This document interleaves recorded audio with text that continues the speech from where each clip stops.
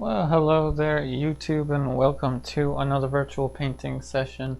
Since the painting that we started on Tuesday is still a little bit in between drying, I decided we would start a portrait that we would work on, and we'll probably start this today, finish it maybe next week, but the next time when I return, we'll finish up that still life. We'll see.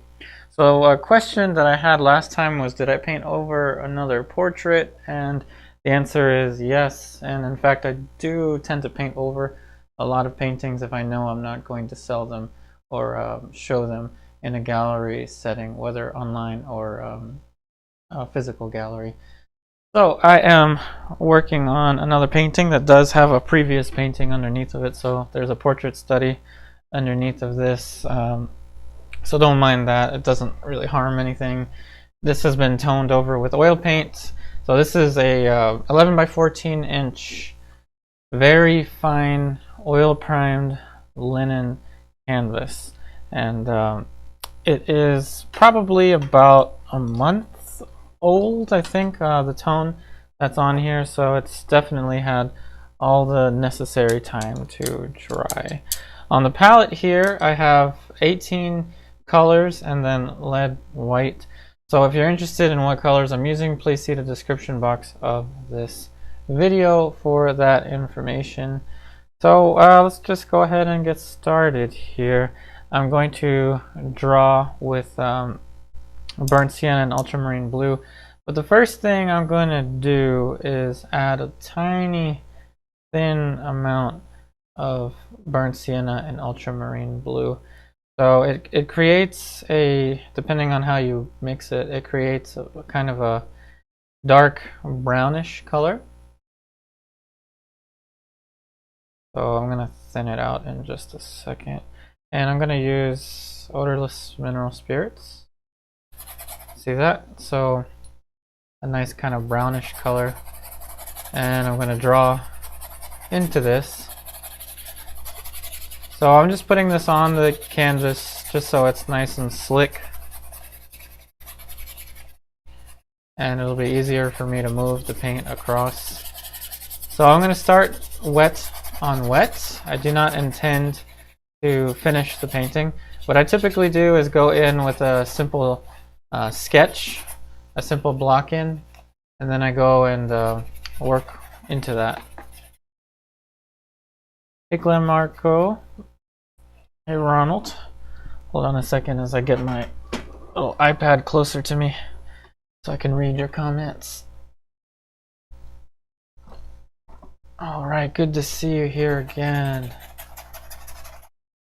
Okay, so in the past I didn't really put odorless mineral spirits with color as much to start, but these days I like to have the surface a little bit more slick. So it's kind of like a brownish gray now rather than just a blue gray. Next, I'm going to go with a drawing brush. And I guess I'm going to use just a size 2 filbert bristle, extra long filbert. And if you're curious about what brush this is, again, it's in the description box. Also, it's not that complicated to tell you. It is a silver brush. Grand Prix brand. So top of the head, bottom of the head, kind of the standard head and shoulders portrait study kind of thing. So let's see. I typically like to make a head about the size of my hand, so that works just about all right. There you go with the edge. Always put myself in an awkward position with my palette camera, so I bump into it. I apologize for that.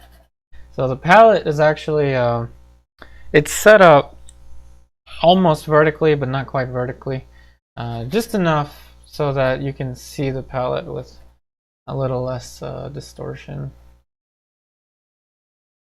So an idea of where the head is going to be placed. And the last time I streamed, which was a couple days ago, had some folks mention that portrait painting is the thing that scares them the most, and I thought, you know, I do portraits a lot, so Might as well start another portrait sketch. My YouTube channel is mainly built off of portrait sketches anyway, so let's go ahead and get something started here.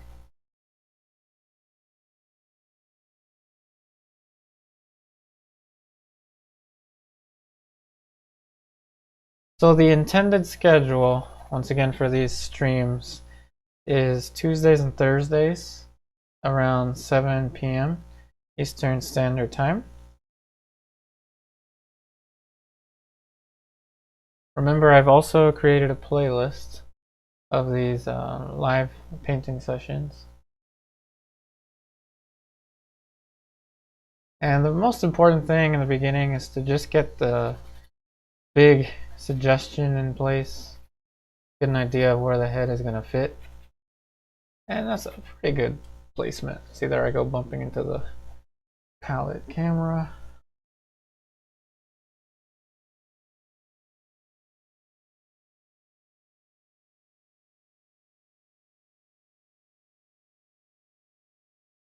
So now that I have a general concept of where the head is going to fit, the size of the head, and I start pretty much like this for everything. I mean, if it's going to be a long-term painting or a short-term painting, I tend to start the same, with the big shapes intact. So we've got a white dress. Some of the hand is showing in the corner here, but I'm not going to put the hand in there. So it's just going to be a standard white dress with a nice chiaroscuro shadow. We're going to quickly just sketch that in there. So the idea is to work from general to specific. My teachers always emphasized the art of simplification. The more experience you have with painting, the more you will be able to see things more simply. At first, we tend to see very detailed images in our heads because we're used to looking at photographs. And as I always say, keep the shapes simple and easy so that when the time comes to make changes, those changes are simple and easy to manage.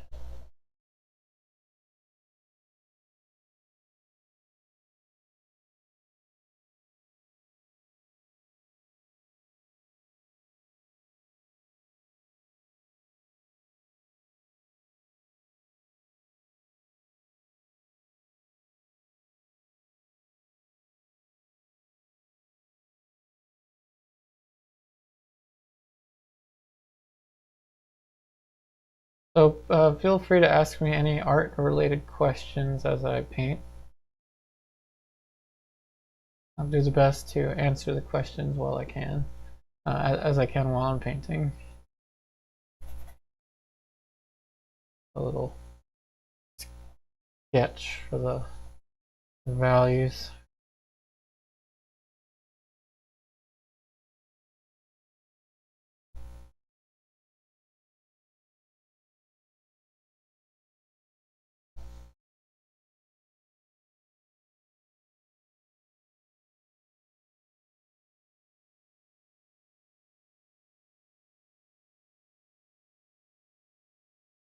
Now the mouth is a shape that tends to always move, so I more or less just sketch it in. And what's more important than the lips is the stuff around the mouth, so the muzzle of the mouth. Now these big patterns are very critical. And from these big patterns we're going to go and start to add skin tone quickly.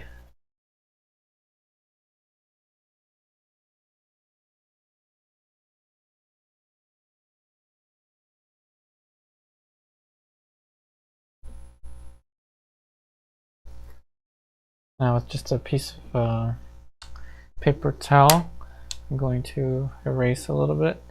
Hey Storm C, thank you.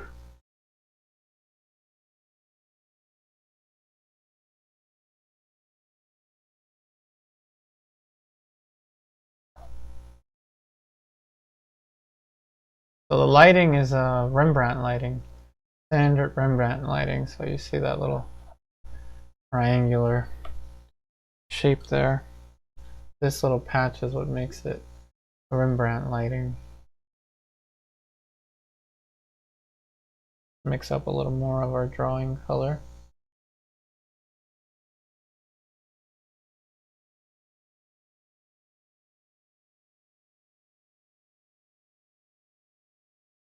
So just burnt sienna and ultramarine blue. So just the shape of the eye socket. No need for eyelashes or anything of that sort. The hair is, I believe the style is called bangs. Shorter on the front, longer on the sides.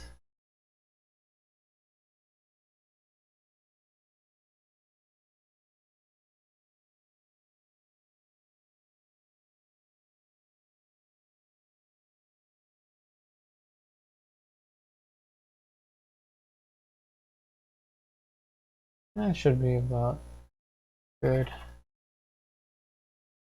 So now we'll just go and start to draw with light and dark. So I've got a couple brushes with me here.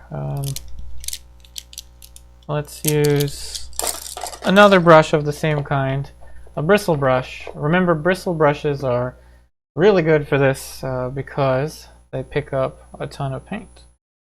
They make a very nice and specific mark.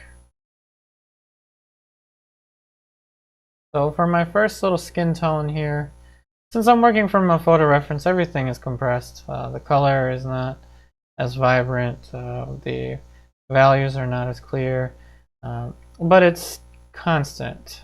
So it's a constant, very simple design, what we have with a photo reference. So I think it is glaring a little bit, so I don't know if I can rotate it. There we go. So hopefully it glares a little less for you. So I'm just using Cerulean Blue and burnt sienna. Burnt sienna, cerulean blue, and lead white. Hey Brian Wong. Hey Jeff Yen TV. Oh, thank you for watching my videos. It means a lot to me.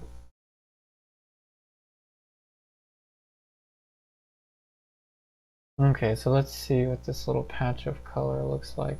A little too red. So back to cerulean blue.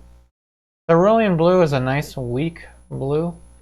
When you mix it with the orangey yet weak burnt sienna, it's a really nice color to use. Now I am going to move this a little more so it's not glaring that bad for you. There. So it is going to look different on the palette. There we go, that's a little closer.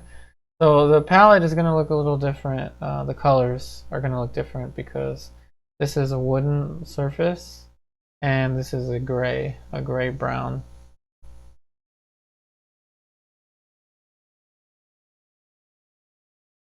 Hey Jeff Yen. Okay, so if you're struggling with the underpainting, remember that if you start with the most basic shapes, construct with the most basic shapes, that will be the most important device, the most important tool, especially if you're working with portraiture. Portraiture, I usually tell my students, is the story of how a bunch of little things either made my day or ruined my day. So it's a very slight chance that painting will ruin my day. I really love painting, even if even if I'm not terribly happy with how my paintings look. I still enjoy being able to just mix. Just the art of mixing color and applying color, or let's just say paint onto a canvas is incredibly satisfying.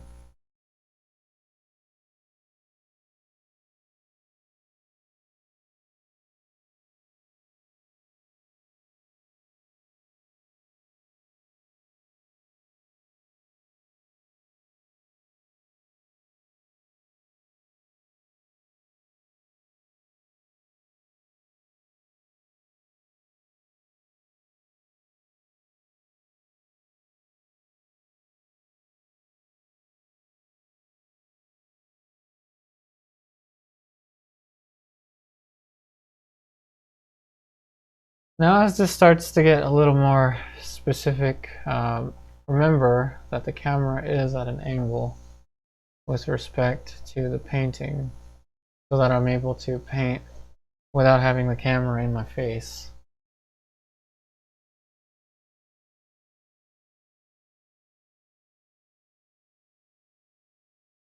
Another thing that is essential to a portrait, especially if you're fortunate enough to take the photo references, if you're working from photo references, is the light and shadow shapes.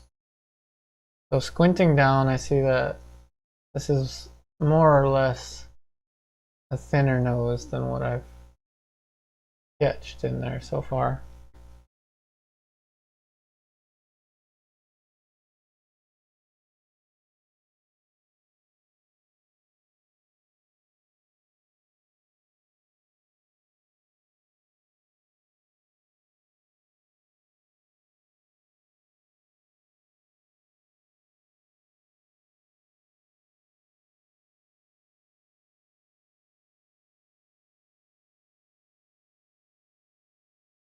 Here's where I start to slow down a little bit.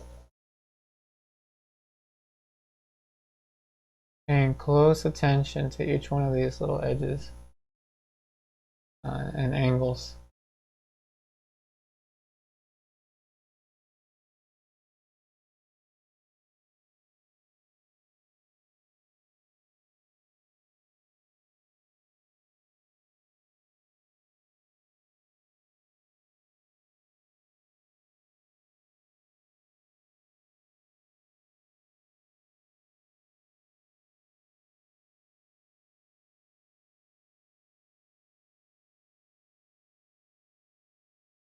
Now at this stage it doesn't take much to get the suggestion of one of the features. I'm just working with two tones here. And I'm just trying to make sure that light and shadow is as specific as it can be.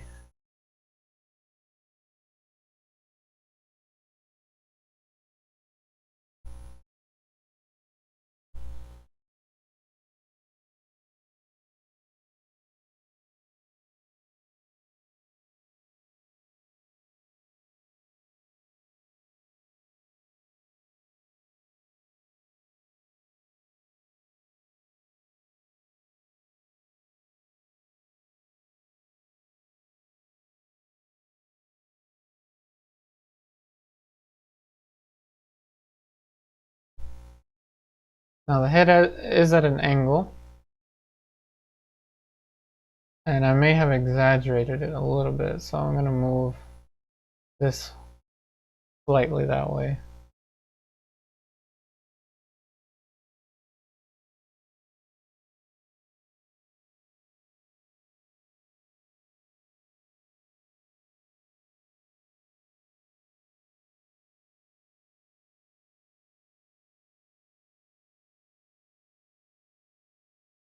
But a little exaggeration of the angle, probably ideal, so I'm not going to chase it that much.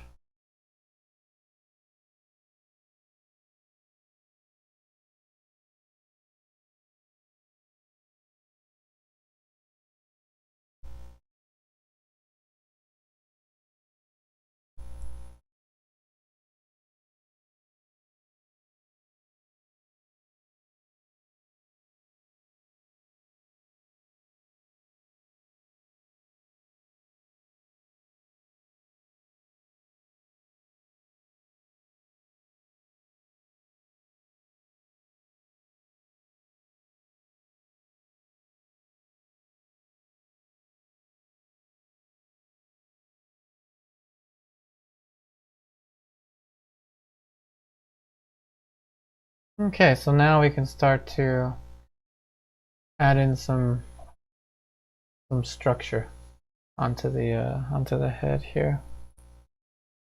Hey Netta. Oh, I'm glad that you're enjoying the stream. Thanks for watching.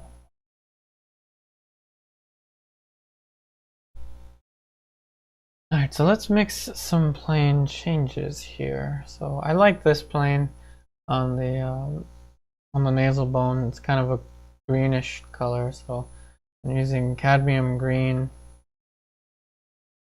and lead tin yellow.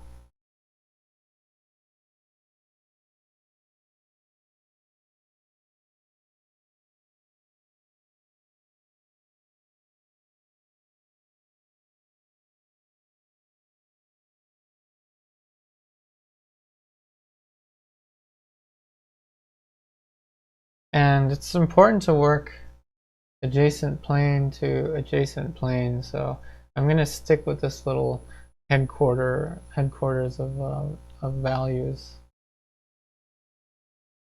Go with cadmium red and lead white gives us a nice pink, but clearly we don't want anything to be that pink. And I don't want it to go orangey, so let's go a little closer towards the violet spectrum.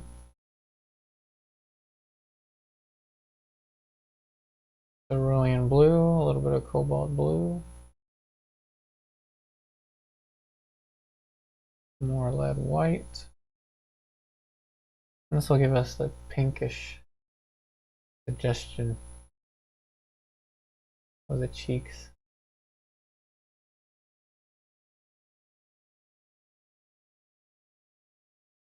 Throwing in a little color there.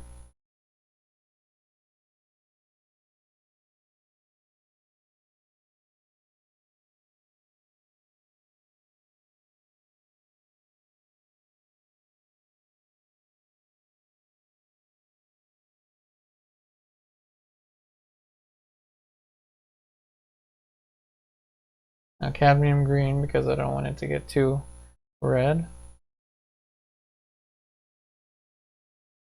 Hey Lorna, thanks for watching from Ireland.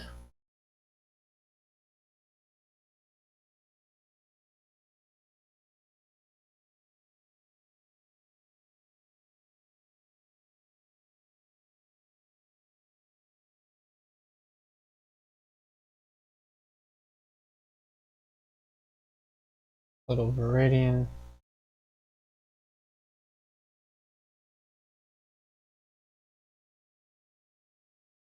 At this point I'm just messing around with the colors. The adjacent plane to adjacent plane. 1, 2, 3, just simple little plane changes. The nose is going to be a little deeper of a color. So we're going to use Alizarin Permanent. Maybe a little bit of purple. Dioxazine purple.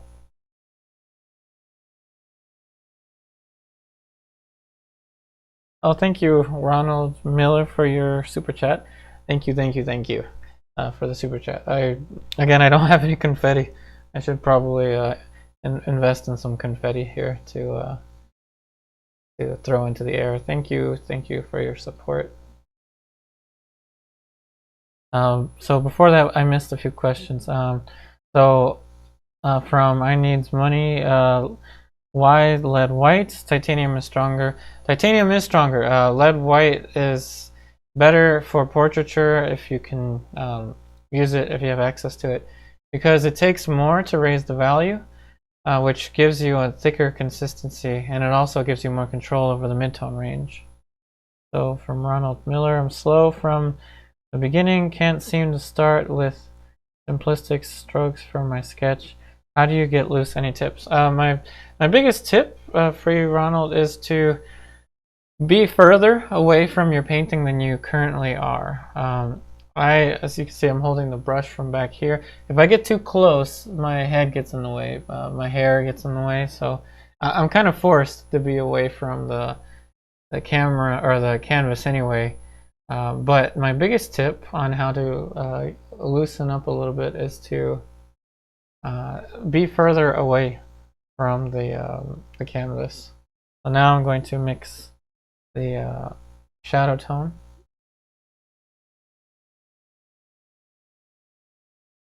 So comment from Rue, can't get the proportions right. And you know, that's one of the scary things about streaming a portrait painting, or even showing a progress picture of a portrait, is the fact that to get the proportions correct takes a lot of careful measuring. And so you can start very slow, very careful, very methodical, which sometimes I like to start that way. But in general, a portrait is harder because of the awkward stage. You know, like people are not used to seeing unfinished faces, and someone may comment and say, "Oh, it doesn't look like the model," and then I'll say, "I know, I just started this like an hour or two ago." So the biggest tip I can give you about proportions is give it time, relate your shapes to one another, work adjacent shape to adjacent shape, and you will get the proportions, even if you never measure. As long as you you know, stare at the shapes adjacent to one another, you will be able to get the proportions. And again, thank you so much, Ronald Miller.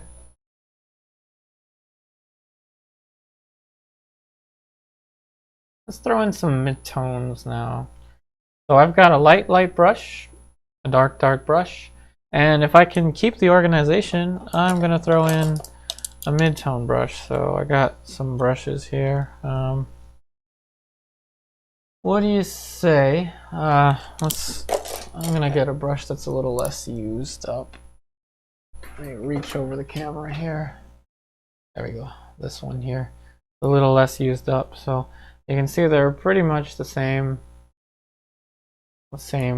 length there.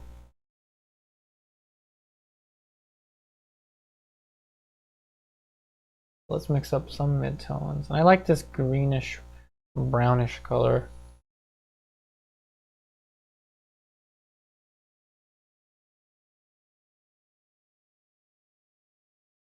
And in the past, I used to actually keep tape on my brushes to differentiate the mid-tone brush. So that's our first little mid-tone. The mid-tone brushes from the dark brushes from the light brushes. So question from I Need Some Monies. I like your name there. Do I ever use the golden ratio in my paintings? I've used the golden spiral one time in a painting. The golden spiral, you know, the spiral that starts like this and then goes out and out and out. So yeah, I've used it before, but I've never used the golden rectangle in a composition. I should, but I haven't used it. That's an idea for a future painting. I've currently got one big studio painting I've been working on, and I could still sandwich in a golden ratio still life prop or something in there. So let's throw in a little heat into this shadow. It's mainly dark, but there would be some warmth in here. And as far as the eyeball and all that stuff, just forget about it for now. Useless information for us. What we need is the big picture. The Fibonacci sequence.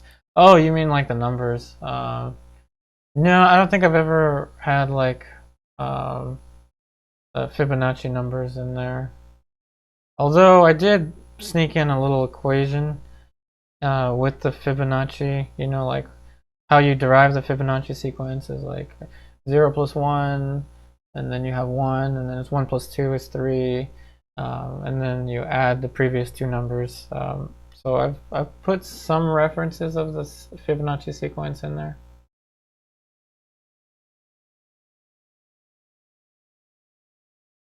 But no, I will admit I haven't done as much with the Fibonacci spiral as I should, or the numbers. Hey Elba, thanks for watching from Philadelphia. Have I ever used walnut oil? If so, when? Yeah, I have lead white number 2 from Rublev. It is a walnut oil lead white. I'm not using it at the moment, but I do use it in the later stages of my paintings. Linseed oil is a little, or it's a lot faster of a dryer. It dries much faster. So I tend to use it in the earlier stages. And for example, elbow, if I have a painting that I've been working on for like months, I will use walnut oil in my lead white.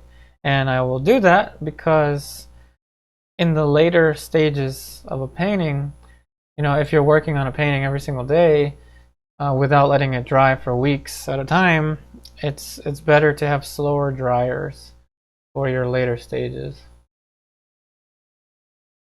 But if you let your painting sit and dry for days, if not weeks or months, then it's not that big of an issue, depending on how thick you paint. Okay, so what you say, we mix up a dark shape for this, and it looks pretty much just black, and I'm not going to paint it just dark. I'm going to add some color to it. I'm going to go with a kind of a dark brown. Brown can either lean towards cool or it can lean towards warm. I'm going to lean towards cool. I'm using True Blue. The True Blue, which is Cobalt Blue, it's the perfect in the middle blue. Mixing it into my drawing color. Sounds good, Elba. I'm glad I could help.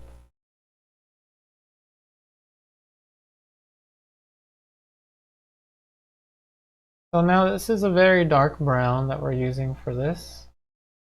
It is definitely not that dark. It's not as dark as it may appear on the screen. And of course, once it starts to glare, like you're seeing, that's a glare. Throw the good old fan brush in there.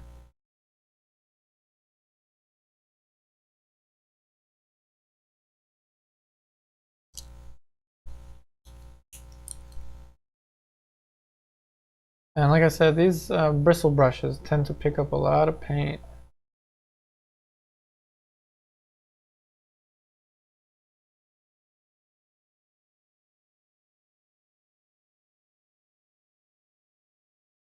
Okay, so big picture wise, just working the surrounding shapes, light and shadow shapes, and the big planes. But soon I'm going to kind of target focus on one area. Just taking it slow and easy.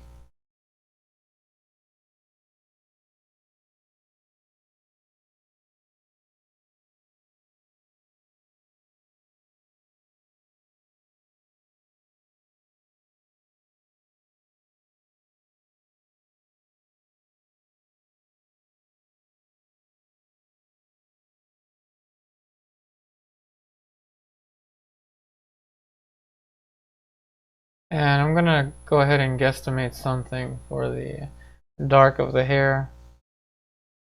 I'm glad that I can show more of the palette. Last time I had a little less mixing space.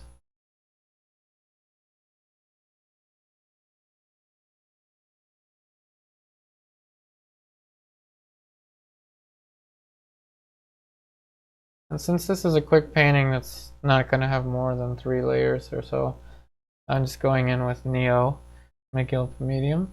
Not something you want to do if you're going to work on the painting long term. But even so, it's not a big deal because Neo-Megilp is a fast dryer, moderately fast dryer. The last thing you want to do is start your painting with straight up linseed oil. Refrain from using any oils that are not fast dryers, any mediums that are not fast dryers in your earlier layers of the painting. And this has a nice purplish, a dark purplish color that I kind of like.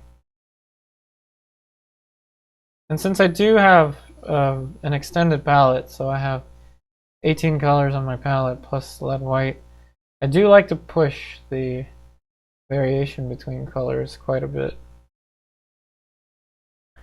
Hey Edward Soto, should you try the natural bristle brushes from You should try the natural bristle brushes from Rosemary. Best brushes I've ever used. Specifically, or my iPad's a little far away from me. Especially the classic filberts. I don't think I've seen Rosemary brushes on Jerry's Artarama. That's kind of where I buy everything, unless I'm shopping on Amazon or something. But I will definitely keep that in mind. Thanks for pointing that out. Hey, Kimberly.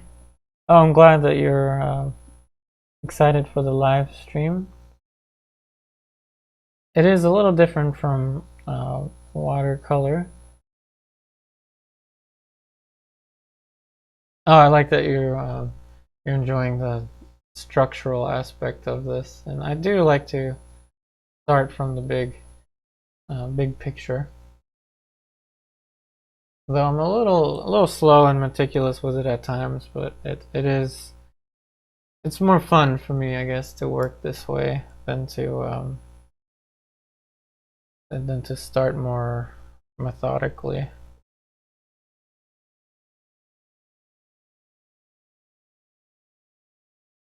And you see that is a dark light, so that's going to start to turn the form a little bit, and it's easier for me to catch mistakes, which, trust me, there'll be mistakes. It's easier for me to catch mistakes if I'm working with something that feels solid, feels 3D.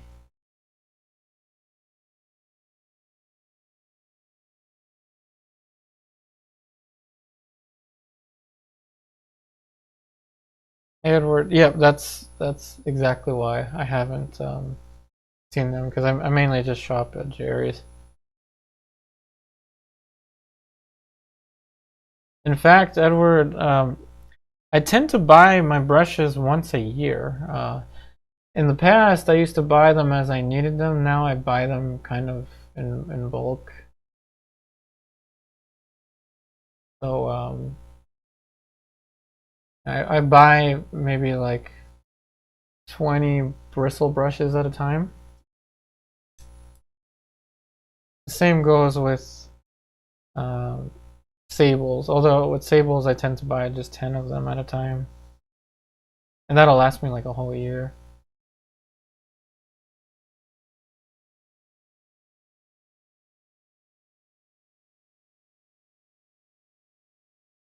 Okay, so now I think we're working our way up towards the specifics.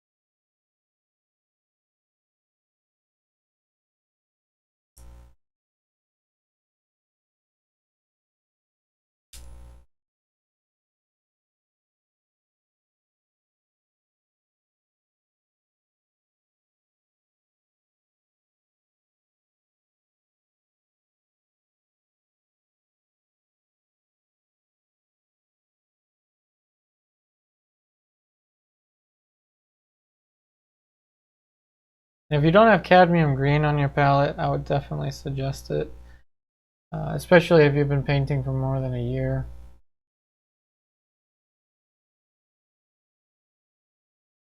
It's a really good color to make things warmer yet still greenish.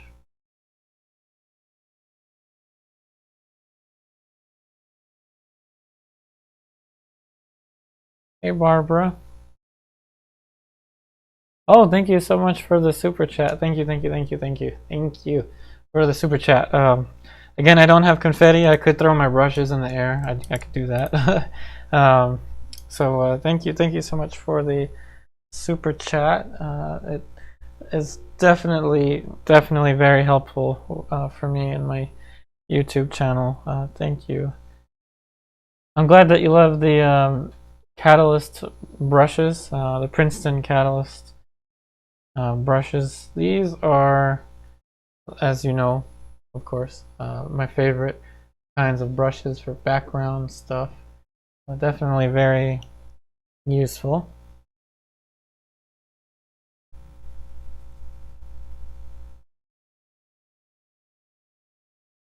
Okay, so let us start to put in some of the midtones for the eyes. Keep it nice and simple. Yep, I will keep painting, thank you.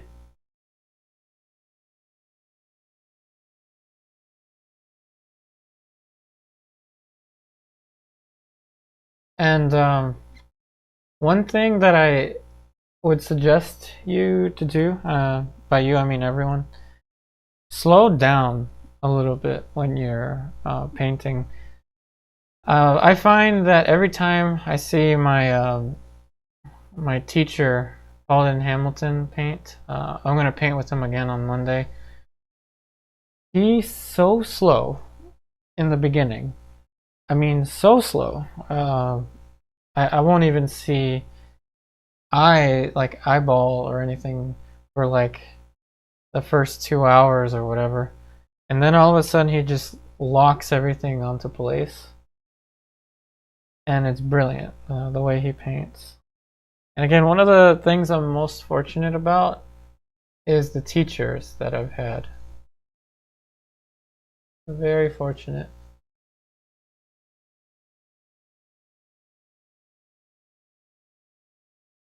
Okay, so now the nose is going to have some adjusting to it as well.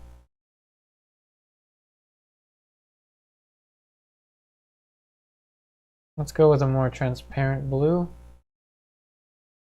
Ultramarine blue.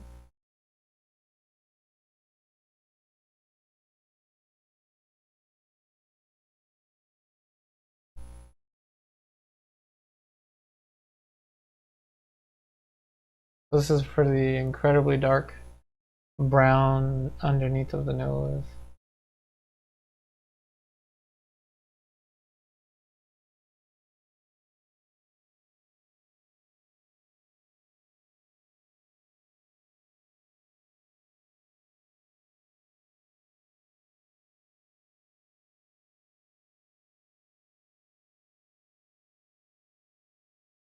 Now we're going to mix up the dark light for this, as it is going to be very important.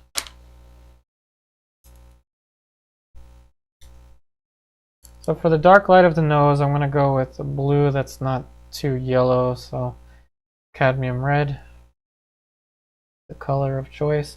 As you see, I tend to mix in strings, little webs, I call them. So light all the way down to dark. It's not that I think about that too much. It's that after so many years of painting, especially with so many years of YouTube, it's just kind of habit to mix in strings. Not necessary. It just helps to keep a little bit of order.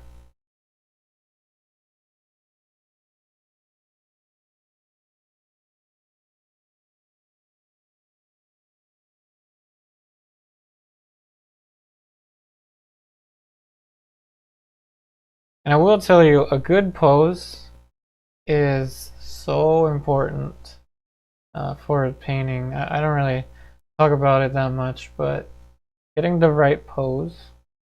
Like I said, the model is in Rembrandt lighting. I took this photo reference probably almost a year ago now. It is so important. It makes life so much easier.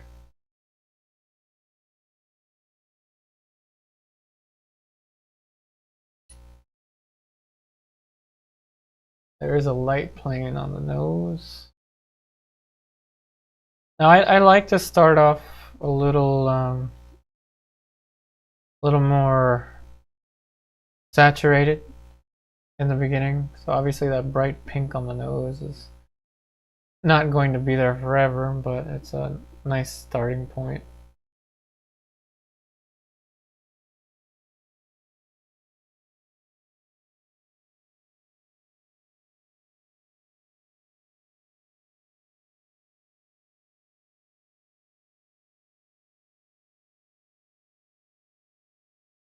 So let's add a little light.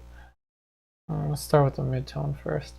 So the cheek plane, as you see here, it's gonna need, let's use the darker brush. Skin complexion is a little towards the bluish pink.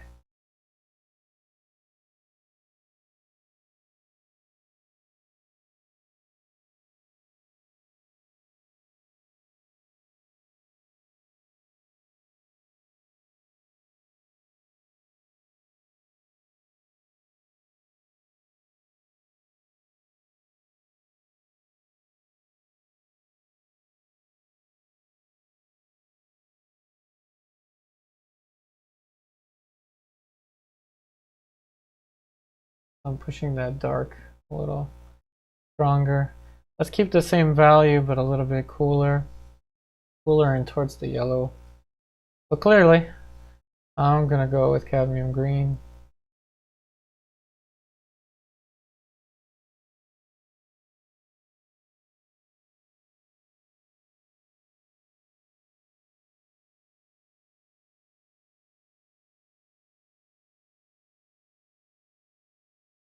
And these are just our first little guesstimations, first little approximations for the light and dark shapes. Okay, so underneath of the nose, there is a cast shadow that should be technically a little darker. But since there should be some light, some ambient light there, I'm gonna assume that this would have been lighter, a lighter shadow than underneath of the nose. So this is the unfortunate downfall of photo references, is you gotta make things up at a certain point, because it's not there in the photo reference. And you know it should be there if you have been painting from life. And if you haven't, that's okay. We've all got a mirror, or we've all got our faces and we can get a mirror. Paint self-portraits. It is the best way to learn. So now my palette has all these colors on it, all these nice little colors. I can pick and choose from whichever puddle and either just take directly from it or use it to modify it and mix an even more complicated color. You see, I'm not really that worried about the likeness at all. I'm not that worried about the realism behind it. The realism is something we will get later. My first priority really is color. Trying to get a color statement, trying to get color statements on here that are elegant. And then I can build onto that.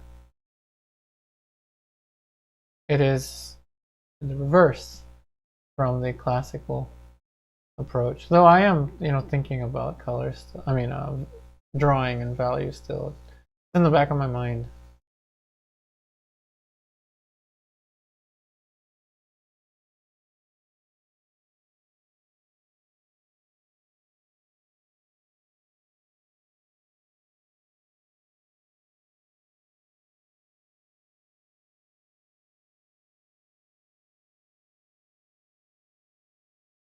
Obviously the cheek here is facing the light a little more.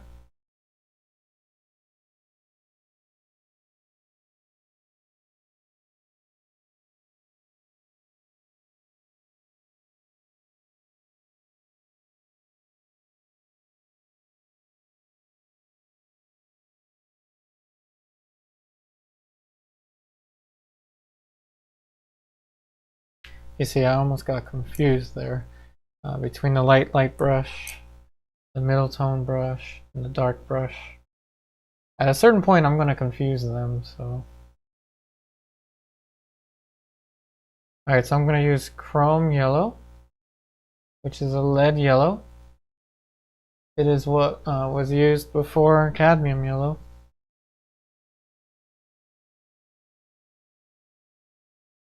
I just have it because it's cool. It is basically the same as cadmium yellow. Once I run out of chrome yellow, I'll just get cadmium yellow.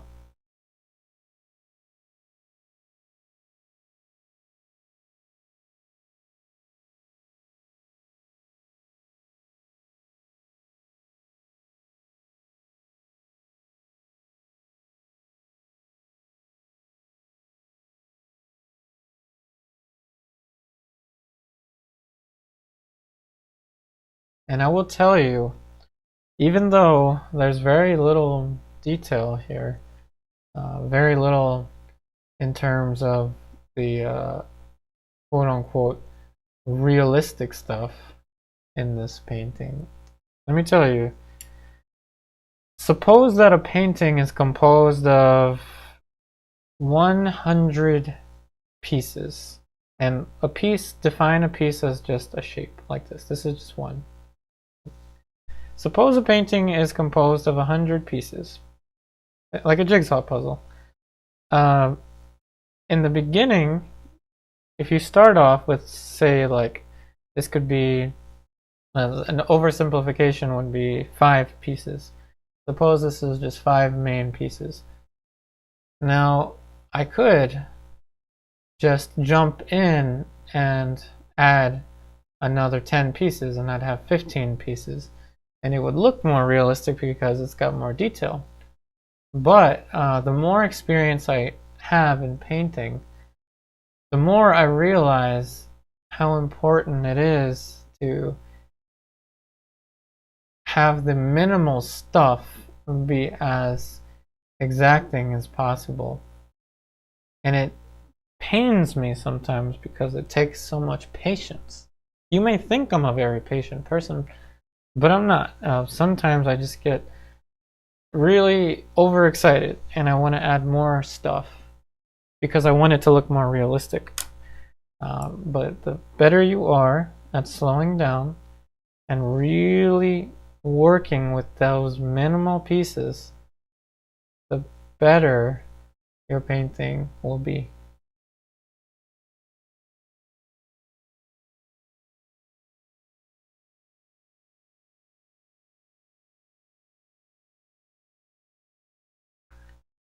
Anything.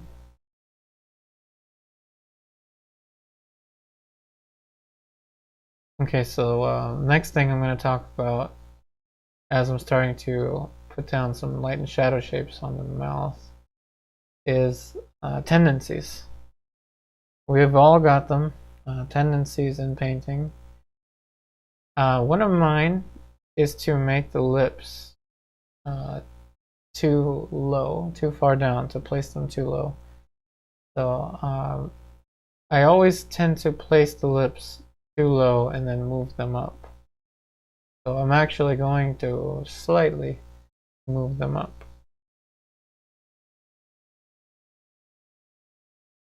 Hey Thomas. Oh, I'm glad that my videos are giving you courage to try portraiture. And I'm so glad that you're happy with the results. And it's all about patience and hard work.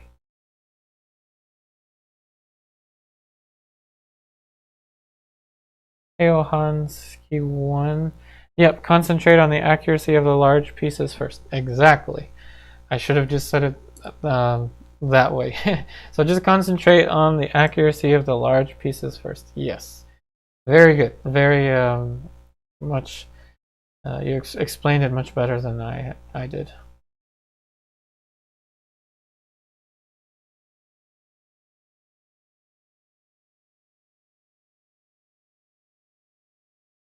Nelson Shanks, who is my superhero, I tend to mention him almost all the time. My superhero in painting. If you haven't heard of Nelson Shanks, definitely look him up. He was one of the best painters of the 20th century. Only recently passed away, unfortunately, in 2015.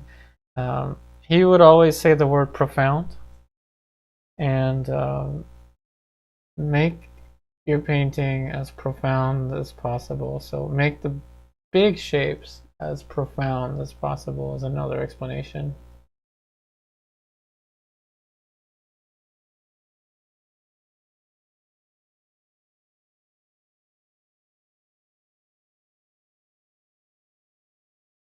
Okay, so the lips are more of a bluish red, so I'm gonna go with alizarin permanent and white.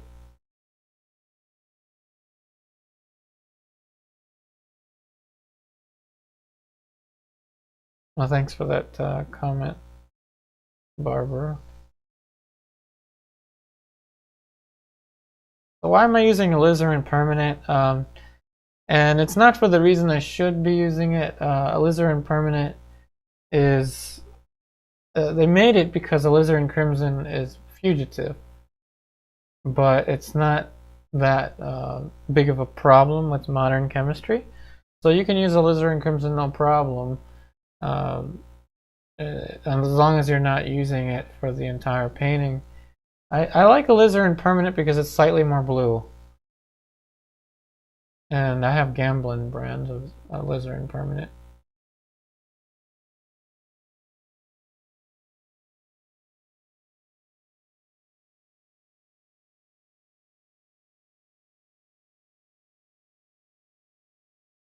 Hey, Ronald Miller.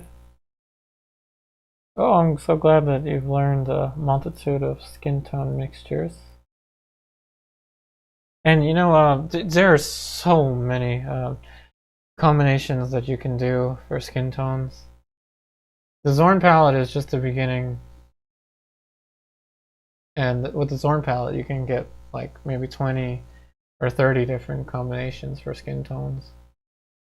Imagine what you can do with 18 colors.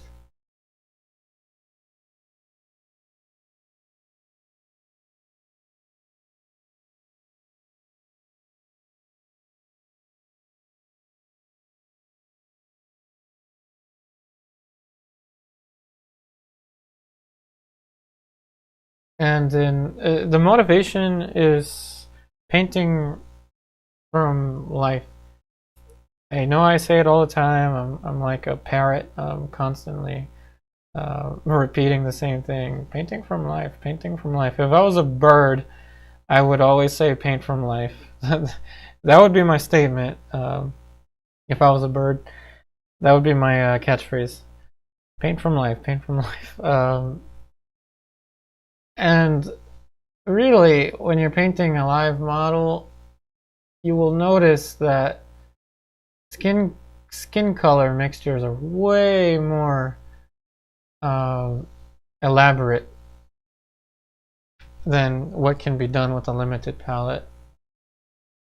And even an extended palette like mine is almost not even enough to capture the beauty and majesty of real life.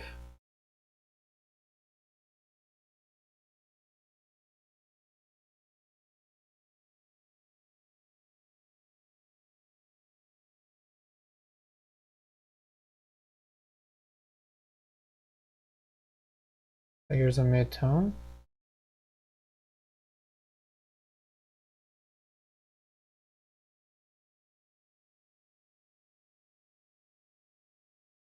So in general, the midtones tend to be a little less saturated.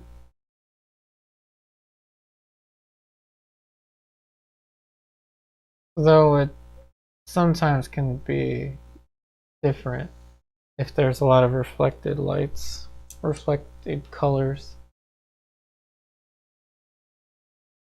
If there was like a big bright red fabric in front of her or something, it would change things. Okay, in Maine, thank you so much. Thank you so much for your super chat. It means so much to me. Puts a smile on my face. Smile on my palette as well. Speaking of palette, I just noticed it's glaring again. I'm sorry. See if I can adjust it for you. Hopefully that's a little better. Well, thank you again so much, Kay and Maine. Again, if I had some confetti, I would throw some confetti in the air. Thank you. It really means so much to me.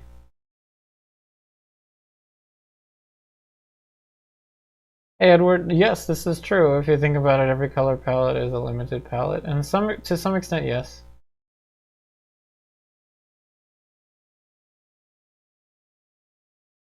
So that's the argument, to use the most colors possibly can.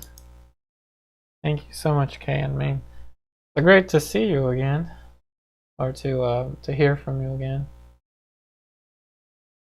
Been slowly getting the courage to do these live painting sessions with the chat.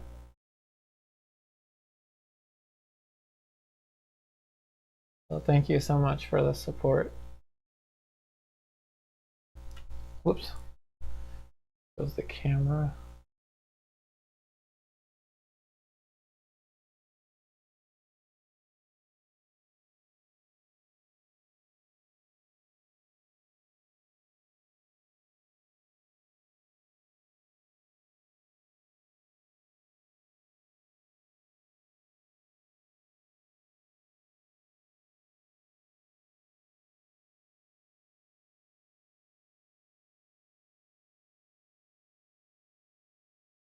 So even with the chin, there's a greenish tone, an orangey tone. The highlight goes almost bluish.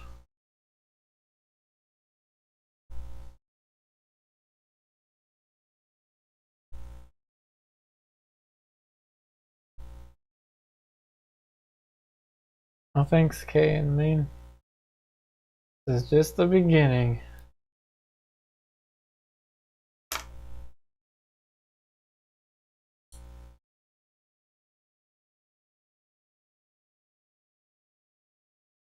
Hey,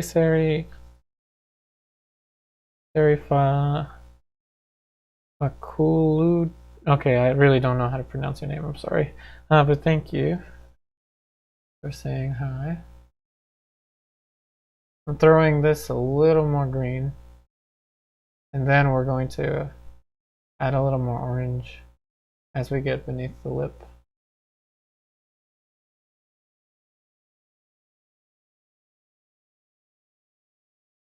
Another thing my teacher Paulden would say is start with what you're weakest at. Start with your weakest thing.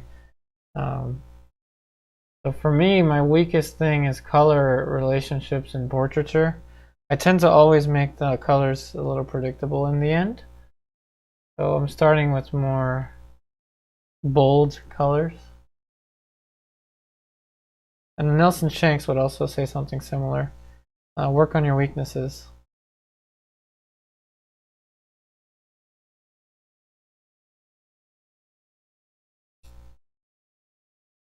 And one of my weaknesses is definitely painting live on camera. I know there's a lot of other painters on YouTube now that are much better than me at that, and it's a good motivation to get better. Because even this is an art of its own. If you've ever painted in front of a camera, you'll know.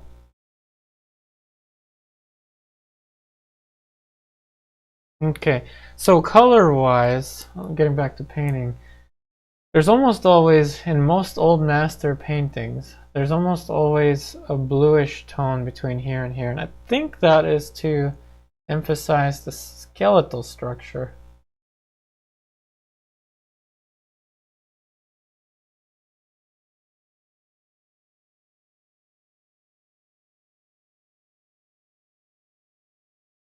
So I'm using Cerulean Blue.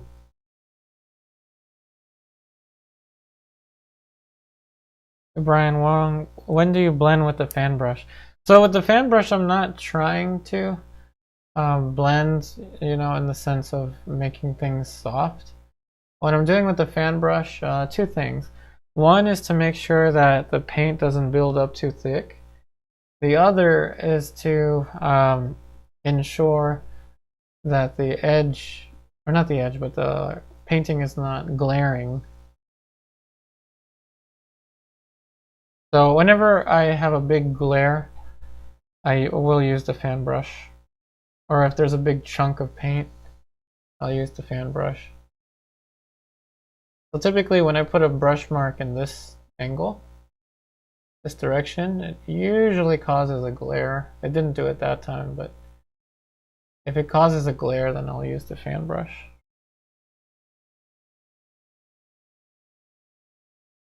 Oh, thanks, Kay and Maine.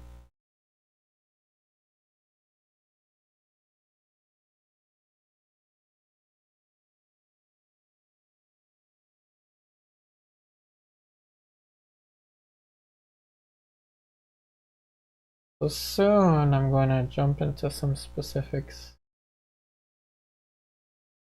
Like I said, I am not as patient as I seem to be. I just want to get the Sable brushes and start kind of honing in on stuff.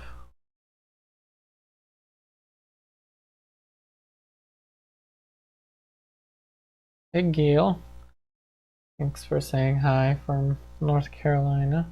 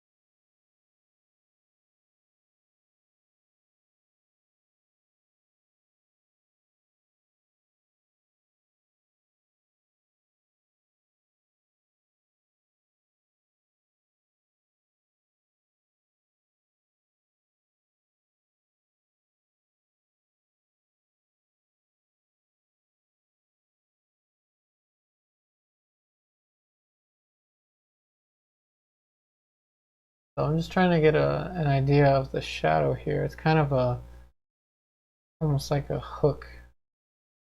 I see almost like a hook shape there. Alright, so I get the message here.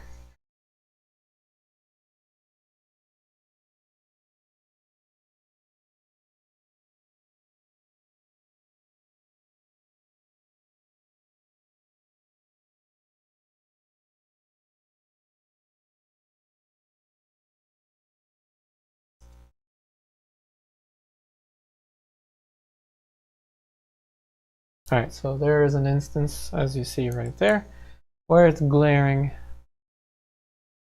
So that needs to be fanned out. And this so far is my most reliable fan brush. It is the synthetic mongoose brushes made from Winsor Newton. So it's the Monarch brand. It's a size 6 Monarch fan.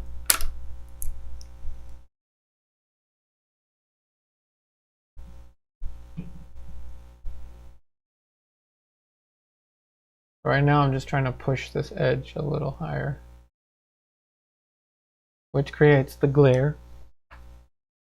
And I always just dry clean this thing, meaning I just run it across paper towel. But I don't actually clean it with mineral spirits and water.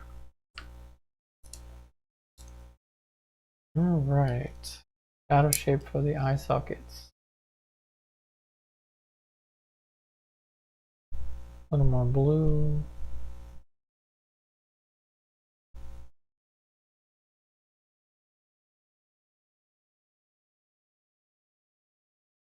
Once again, I hope to do these on Tuesday nights and Thursday nights around 7 p.m.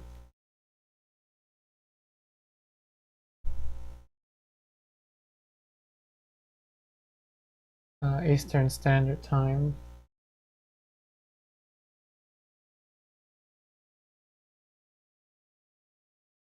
Also, if you're interested in my online classes, specifically in the top tier, the one-on-one Zoom, I'm thinking of increasing the number of availabilities. So first I had only, at the moment I have only Fridays, and that is full. And I'm thinking of adding Thursday mornings.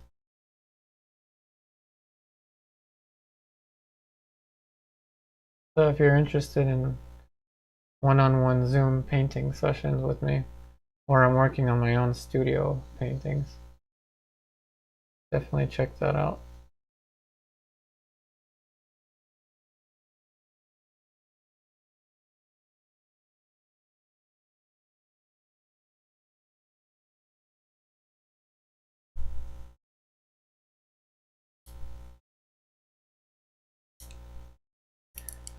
Hey Brian Wong, placement of the smallest highlight or shadow makes a big difference in expression. It does. I will say at this stage of the painting, it's way too early to be focusing on expression. When you are painting your own paintings, do not think about expression until maybe the fourth or maybe fifth sitting on your painting. An accelerated painting would be a painting done in 2 or 3 sittings. So in an accelerated painting, I would only think about expression at the second, at the end of the second sitting. Now, yes, here, and here, these points are very critical to expression. But you see, if I lock down on expression here, at this point, I will be terrified of altering it. And another thing, I'm glad you brought this up, expression. When you're painting a live model, there are little micro expressions, and you see it on TV all the time, like how people can find out if someone's lying or whatever. I don't mean it like that, but you know, people's facial expressions kind of change over time, like when they're sitting, and you can kind of get a sense of how they feel based on the change in their facial expressions. So you have these little micro expressions that occur when you're painting a live model. Really fun.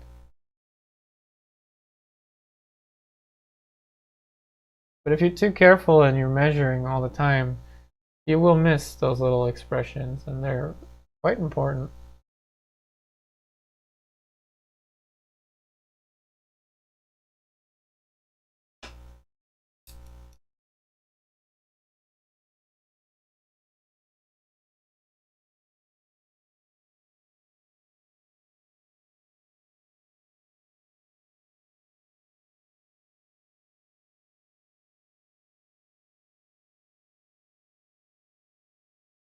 Yep, no problem, Brian.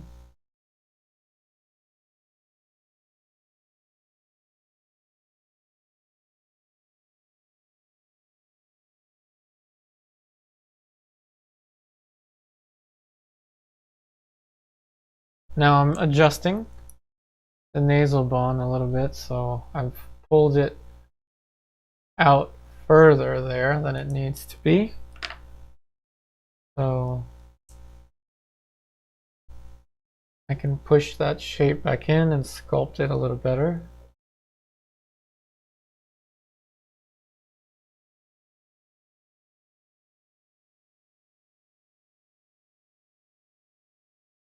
Always keep yourself at an arm's length away from your painting. And again, if I was a parrot, that would be one of the things I'd say all the time.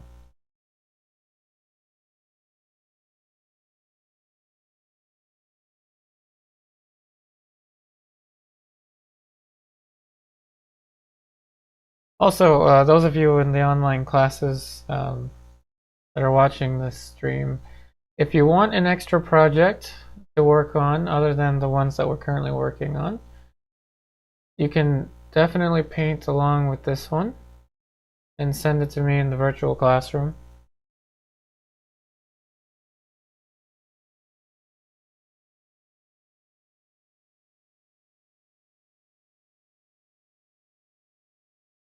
You can treat this as a little mini project if you want to paint along with me.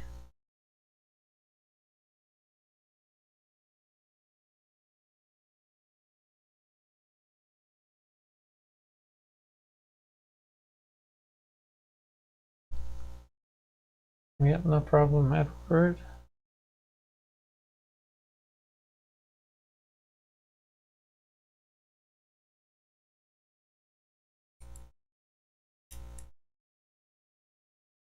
Okay, so these two planes now need to get a little lighter.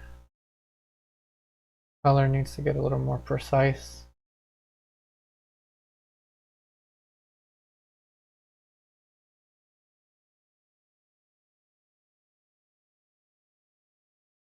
You're gonna keep your parrots away from me. Probably a good idea, Barbara. Oh, hey, Angela. Welcome once again. Oh, by the way, Angela, since I know that you like to attend the live chat on Zoom that we do the first Thursday of every month, we should be approaching. Let me check my little iPad here. We should be approaching the next month soon, I think. Let's see. Yep, next Thursday is going to be the 5th, not the 5th, the 3rd of February, so 12 o'clock p.m. Eastern Standard Time. Angela, and everyone else in the online classes, if you want to chat with me on Zoom, I will be on Zoom.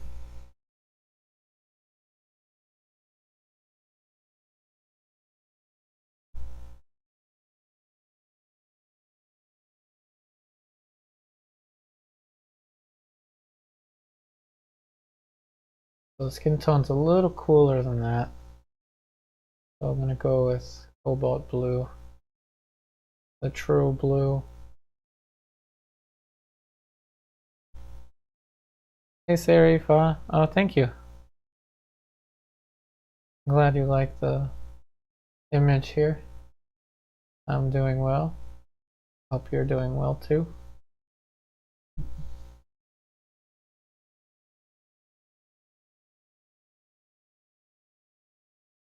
Alright, I've got two directions I can go from here.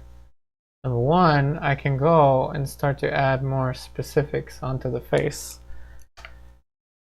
Or I can go and add the color of the hair, some shapes for the hair, and the background tone before getting into the specifics. I think since I usually go and start to refine the face at this stage and then put the hair and stuff, I'm going to do the opposite.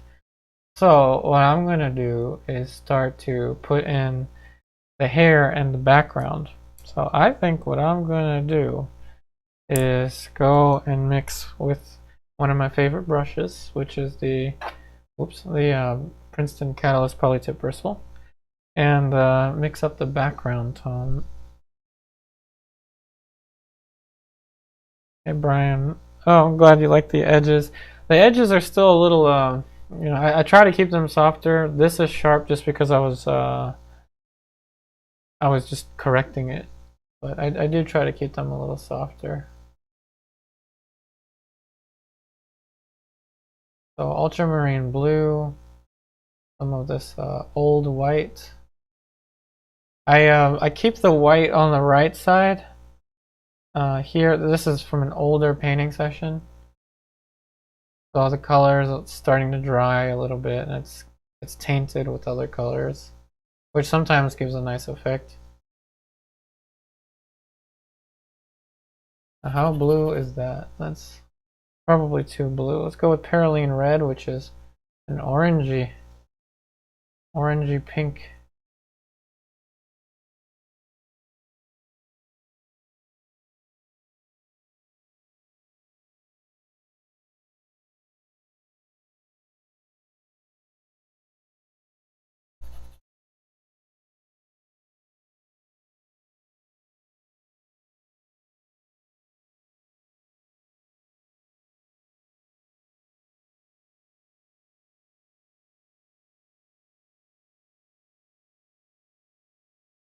So Perylene Red, Ultramarine Blue, and white with a little bit of medium.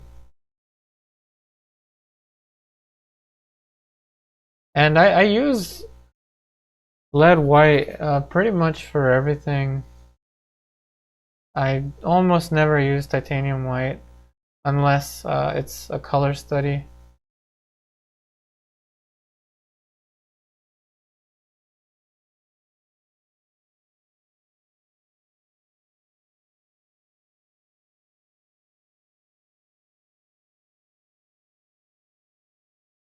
I like backgrounds to be thinner, kind of scratchy, where you can see the brush marks.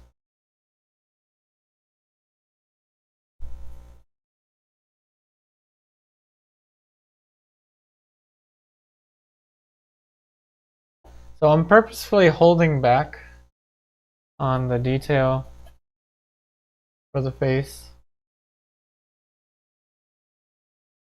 to try to get a more holistic view. Yep, Angela, hopefully I'll see you on Zoom on Thursday.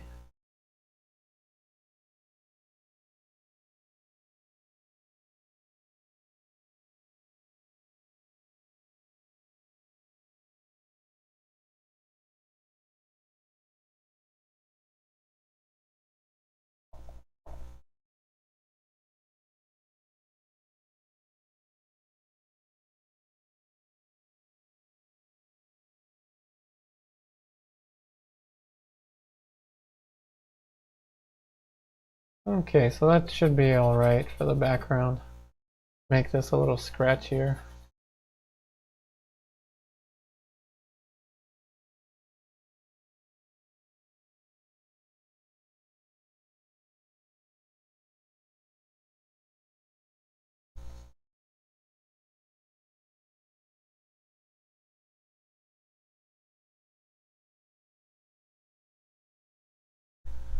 Okay, so for the hair, I'm gonna use the skin tone brushes.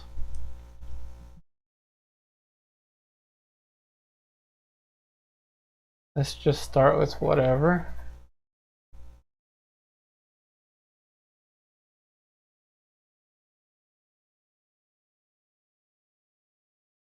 Something red.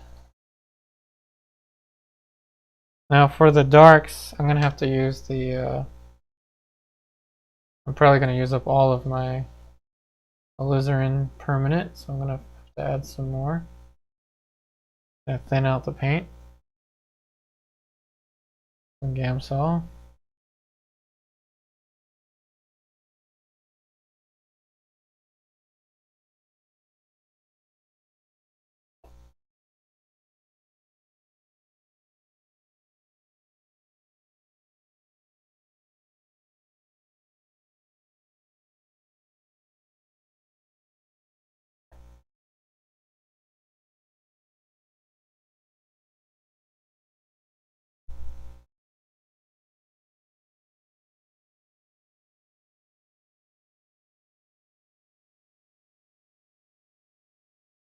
So it's a deep purple, brownish purple, of course. There's the proof. I just threw in some Viridian.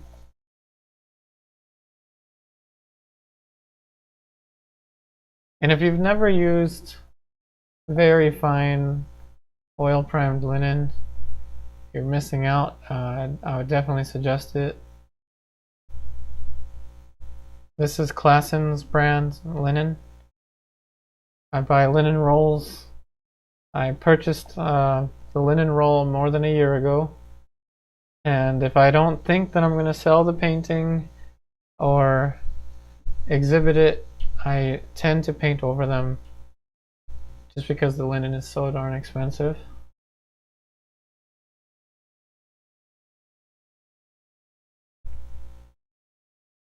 I'm hoping that this one will get to a sellable level. If not, then you know the fate of this painting. And depending on however many layers, however many paintings you stack onto your canvases. They actually get a nice texture. So this, though it's very fine, it has a really fun texture to it.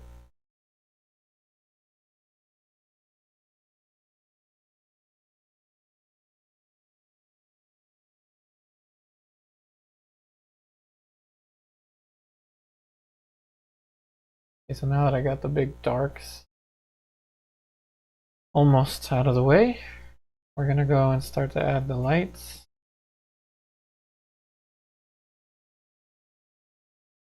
It almost kind of has a Cleopatra feel to her.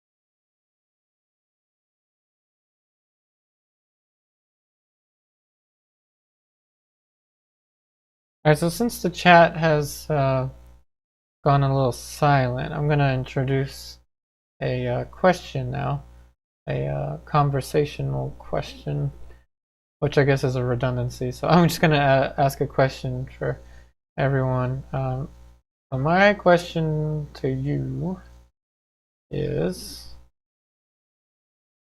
let's make it more simple, a little basic one. Question for you is, how many years have you been, let's say, practicing art? Because I know that some of you aren't painters, you might be sculptors or uh, working in different media. So how long have you been working on your art?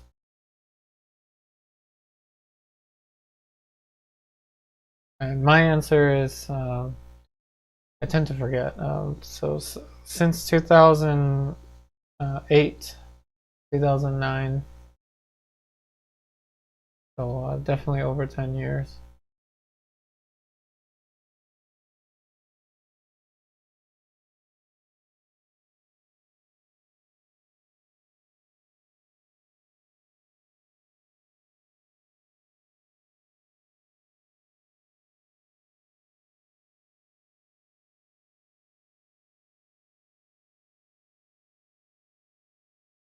Okay, 10 years, awesome.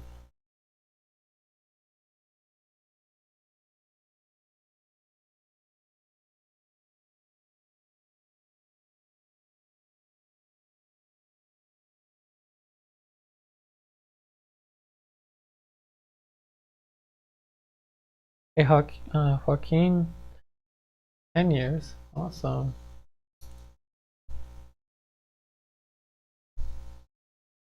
Got some experience here.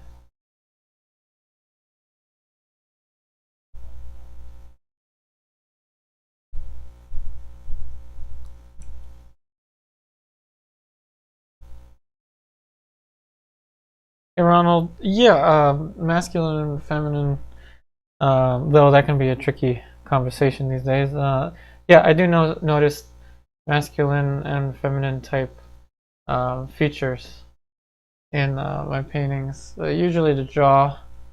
Um, so sometimes the jaw will be more feminine or more masculine.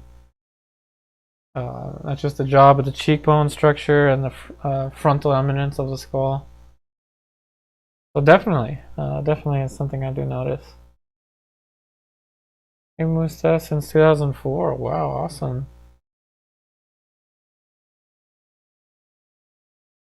Angela, 10 years, once a week.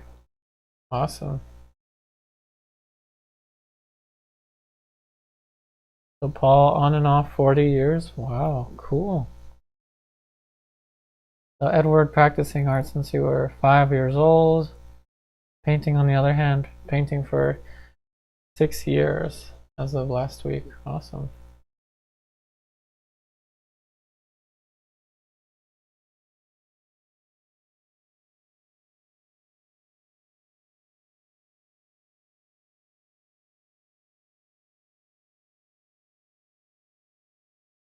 So these are just basic light and dark shapes for the hair. I'm not going into any of the careful modeling of it yet.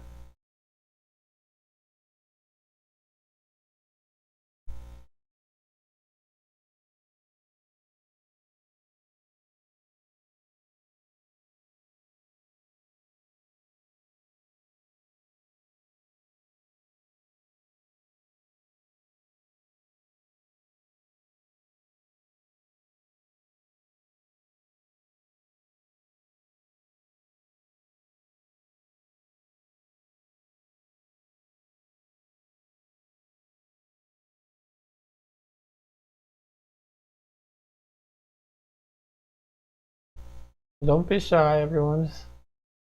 Let us know how long you've been practicing your art.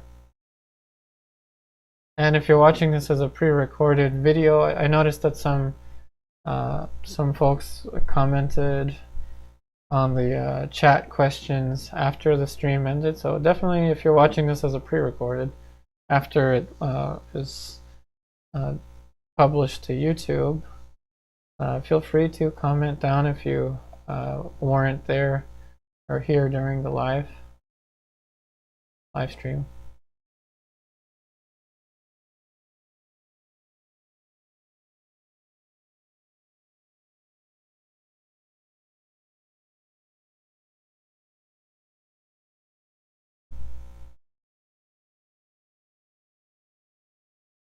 I got a good one, I think, for the next question. So we're going to keep this conversation very educational.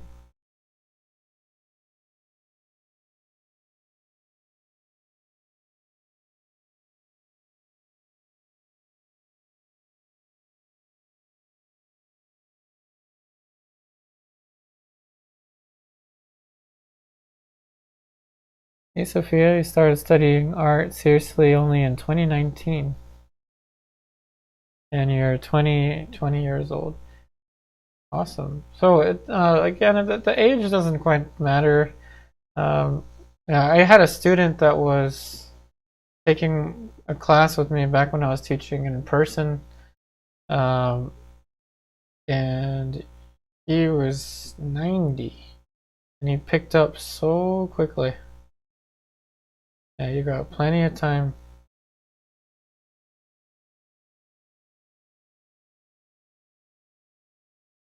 You just got into college. Ooh, very exciting.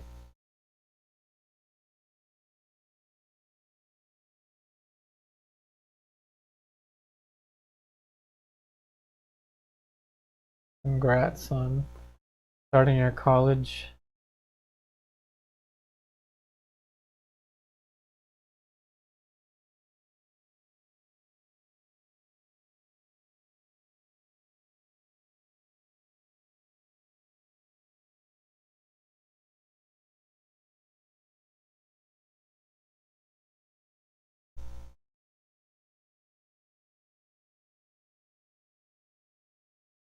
Hey Eden, how to remove the paint when it's on the brush. So to clean the brush while you're painting, you can simply just use odorless mineral spirits, Gamsol, or whichever odorless mineral spirit brand you want to use. Just use Gamsol. I don't have a lot of it out when I'm painting. This is how much I have of Gamsol at a time. So not very much, as you can see. But that's what I use to clean off the brushes while I'm painting. When I'm done painting, it's a different story. I do clean the brushes first with Gamsol, mineral spirits, and then I clean them with the Master's soap. It's a brush cleaner called the Master's soap.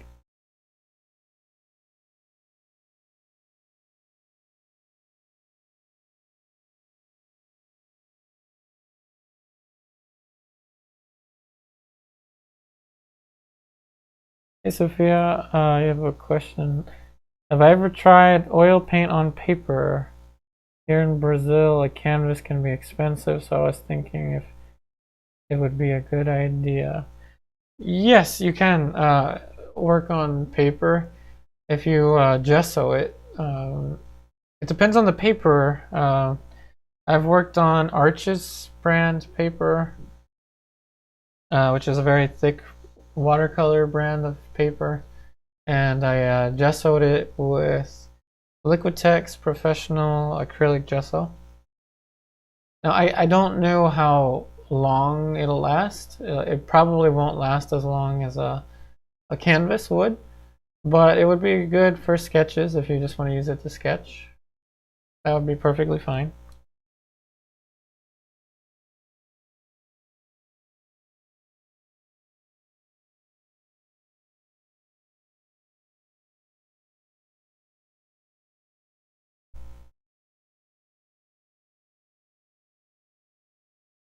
Yep, no problem, Aiden.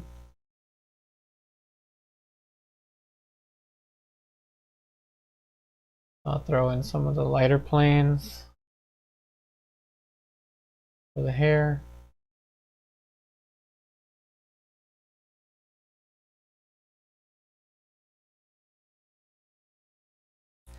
And I used to not put as much emphasis on hair in the past.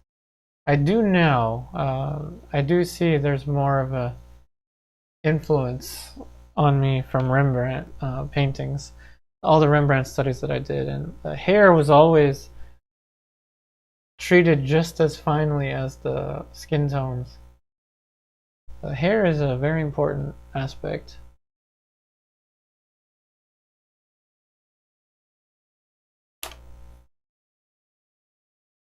Let's see. What do you do with the oily rags and paper towels when you're done? How do you toss them out safely? Okay, so I put them in a metal container, a metal trash can when I'm done, just because you know that they're flammable. However, I'm not going to say which art schools, but I've been to many art schools where they don't do that, and they've never had a problem with fires and stuff like that. Anyway, so to get rid of the oily rags, the environmental way is to take it to a site where people dispose of oil. So where mechanics go and they take their oil draining pans. My stepfather works with mechanics, so I just hand it over to him.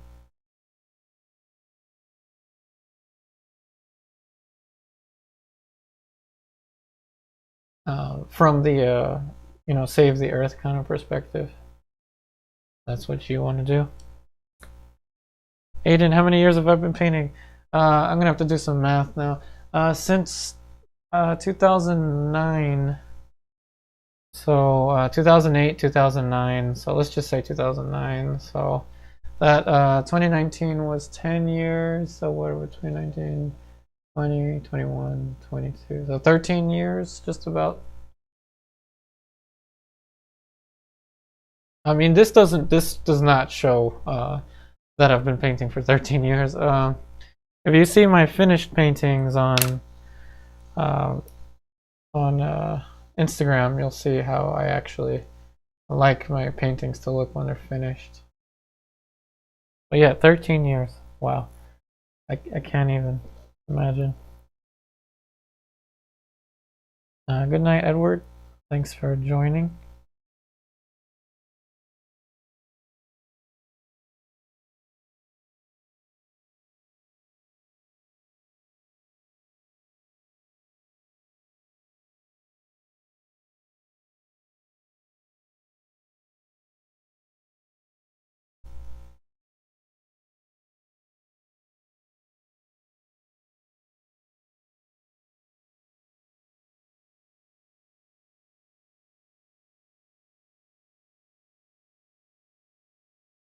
Oh, all right. So my next question, almost forgot.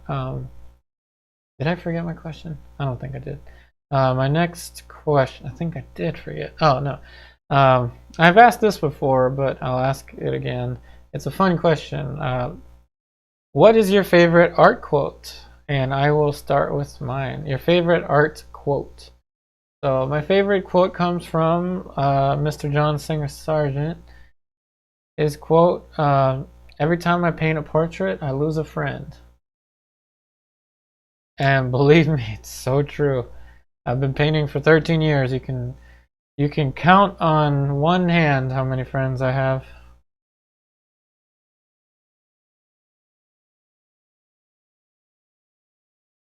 I mean, like, by friends, I mean like in person, obviously. Online is a different story.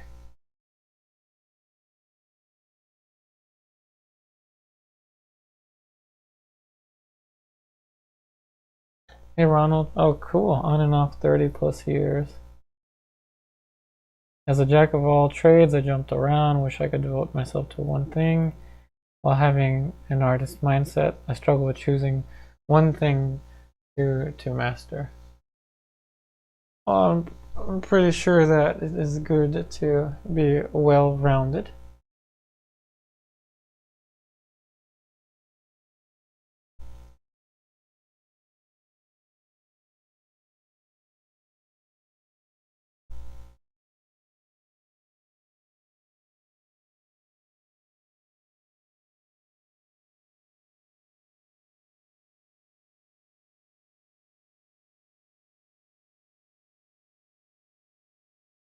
Joaquin, what's my worst addiction?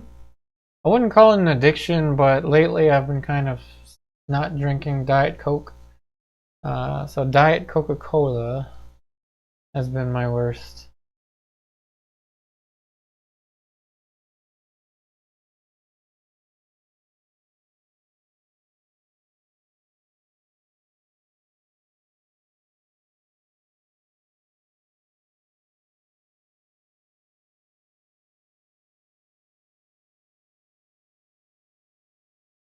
I could have just said my worst habit is painting too much detail too quickly. Is what I'm trying to avoid. Why I'm sticking with the hair.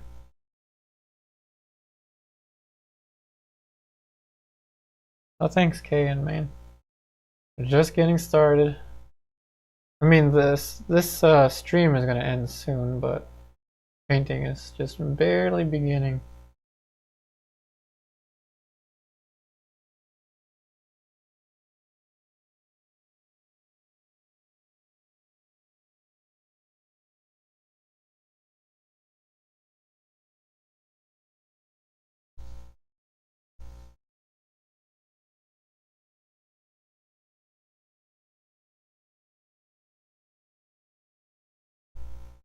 And that's right, Angela is also in Brazil.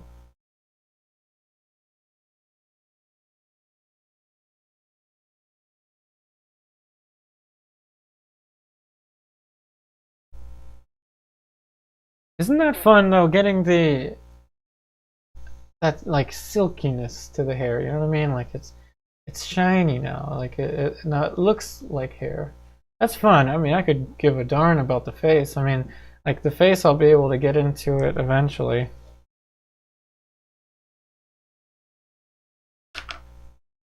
And that's the kind of mindset you should have. Don't be intimidated by the portrait.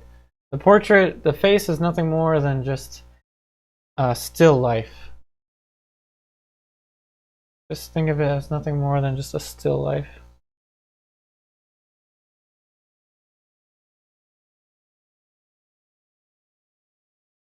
Hey, Sophia, let's see.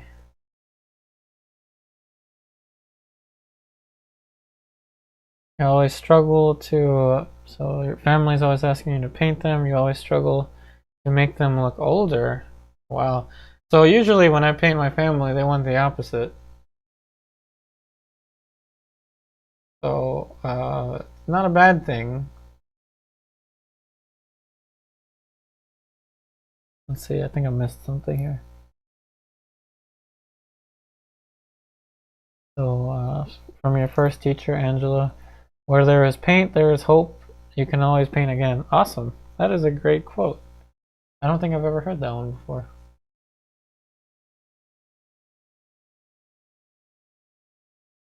Oh yeah, it does take hours to finish a painting. Oof, many hours. Many hours. I've got a painting I've been working on for more than 2 months. Just sitting right next to me. Alright, so this stuff, the clothing, I'm going to have to ignore for now, as it's not a major priority. But what I will do is scratch out or just subtract where the shoulder should fall. Should be somewhere over there. Definitely won't have time to address that, so rather than putting in a bunch of shapes for the details, let's try to work with what we've got, but make it more refined. And the next time we'll be able to come back and add more detail. So same time next week with this portrait, and then on Tuesday we'll finish up that still life.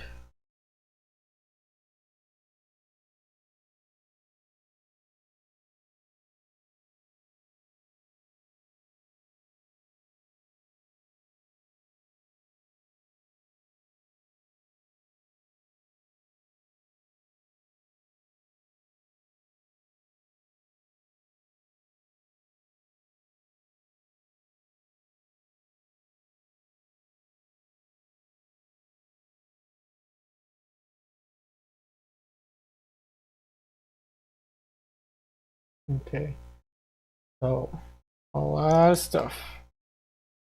A lot of stuff needs to take place here.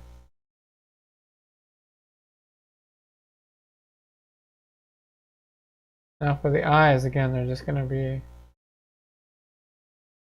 little blank shapes for the eye sockets. Everything here needs to be slightly refined. I don't have the likeness yet, and I don't even care about having the likeness. Instead, what I'm doing is I'm relating these shapes carefully, and the likeness is only a consequence of an accurate drawing.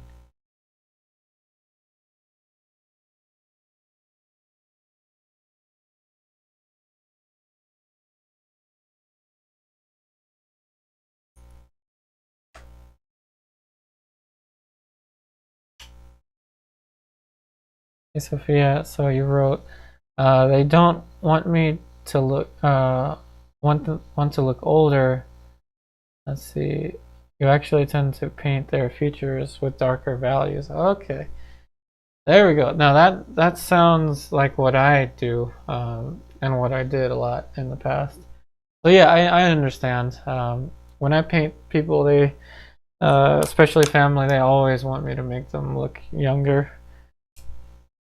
And that kind of stuff is just like more finesse. Age and all that is more finesse. It's the detail stuff.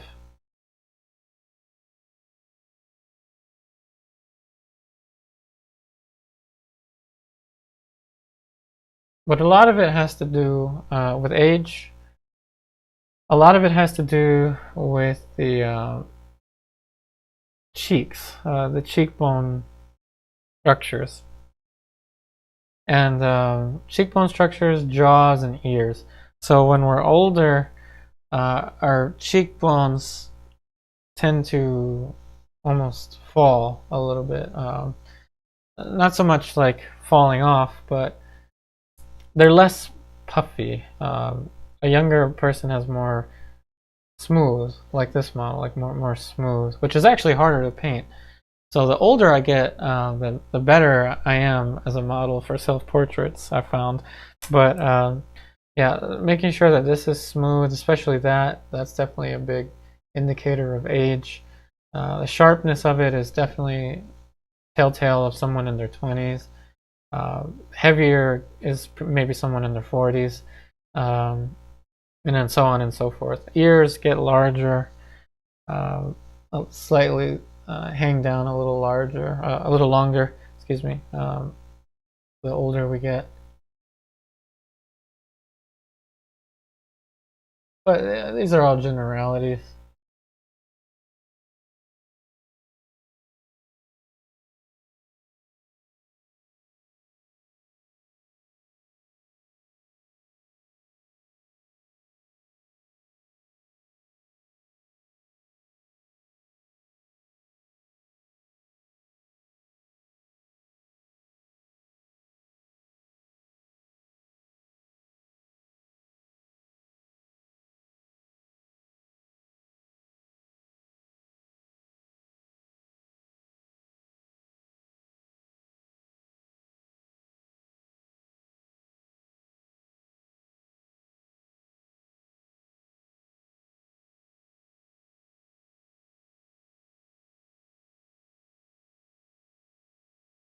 I like that quote, where there is paint, there is hope.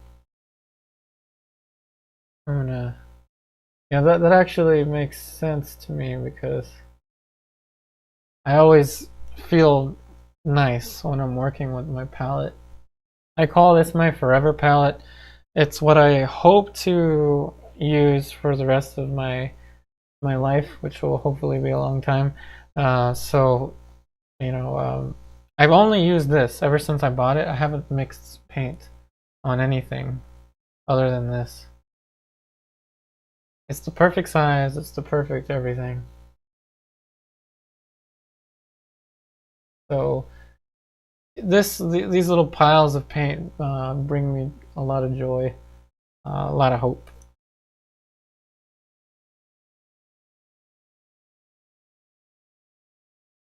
So any other quotes? Remember that is the question. What is your favorite art quote? Favorite artist quote?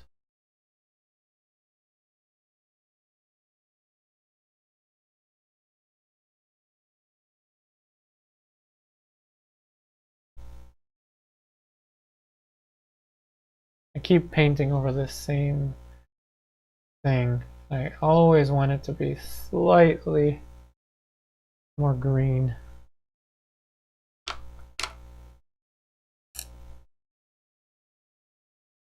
So once I adjust this edge, I think it'll be a good point to call it a day. You see, I purposefully held back from the detail stuff.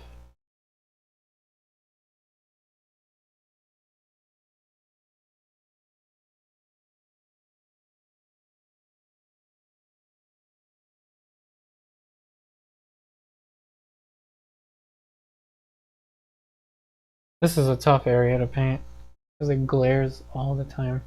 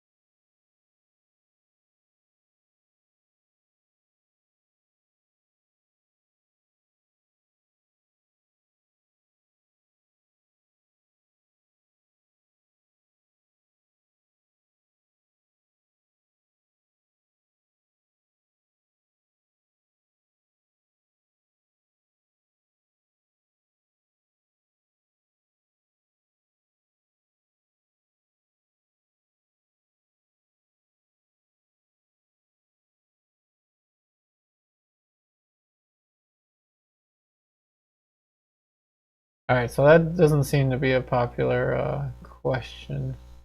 So I will think of some other ones for next time.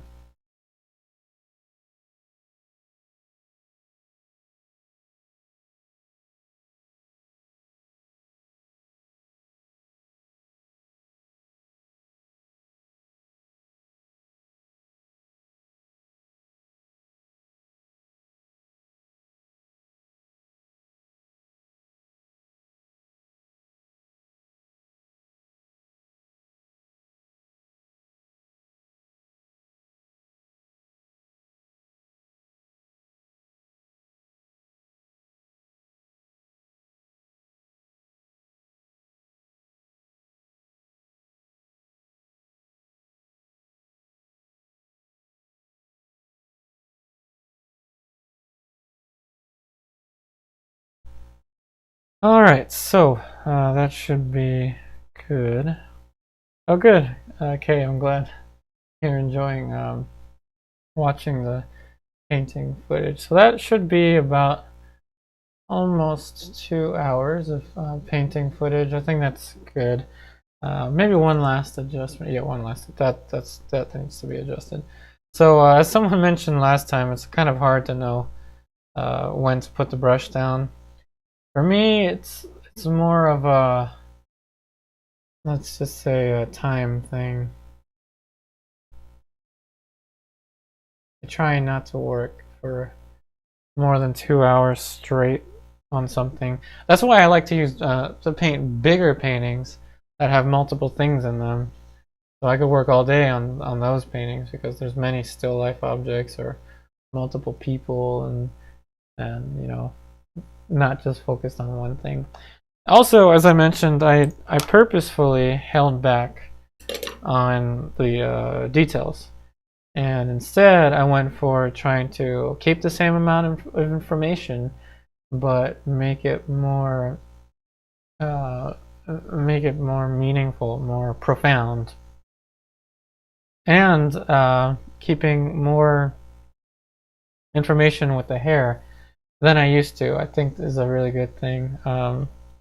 So what is important about the first layer of any painting, just like with the still life, is that you set up the underlying structure for you to continue to build. So it is a motivating thing for me to look at this because I know I can go and add so much more stuff into it.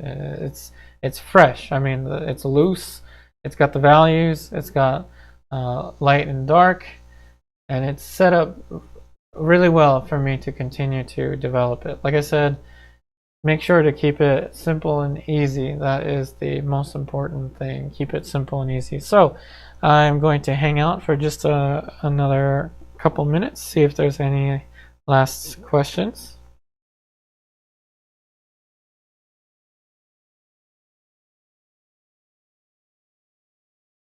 Also, I will do my best to be back next Tuesday around the same time. So Tuesdays around 7 p.m. and Thursdays around 7 p.m. is what I hope to be able to do.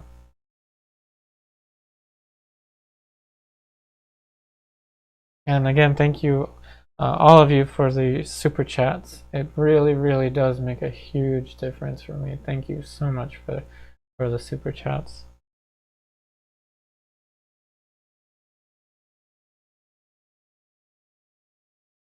Hey Ronald, do you find yourself trying to alter a person's features, represent feminine or masculine, instead of the actual features to complement their gender intentionally or not? Typically, no. I don't try to alter their features. What I do alter is color. I push color as far as I can. And I do push structure. I try to make structure look more well defined. And by structure, I don't mean changing the facial structure. What I mean is pushing the contrast between light and dark, the contrast between planes. But I do try as much as I can to keep the light, not the light, the likeness as close as I can. But I don't, you know, I don't try to perfectly copy the likeness either. But that is a very good question. It's actually one that I haven't thought too much about in the past. I really should put the brush down. Someone's got to take the brush away from me. Hey Montana, thanks for watching from Busan, South Korea. Okay, someone's got to take the brush away from me. Brush is down. So again, I'm just going to hang out for a few minutes, see if there's any last questions.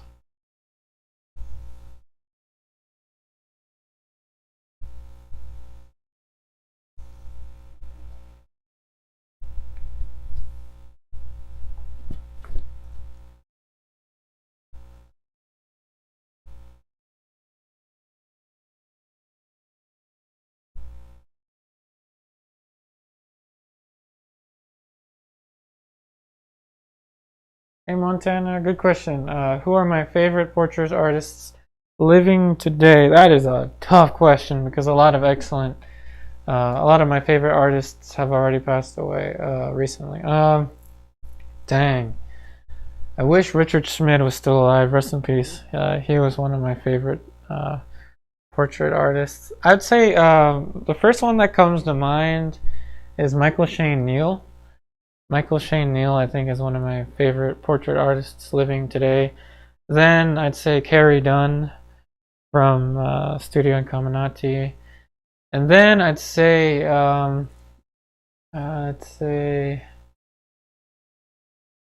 see, I could easily name my teachers because I really like my teachers, but I'm going to try to be as objective as I can. Jeremy Lipking is another one I really like.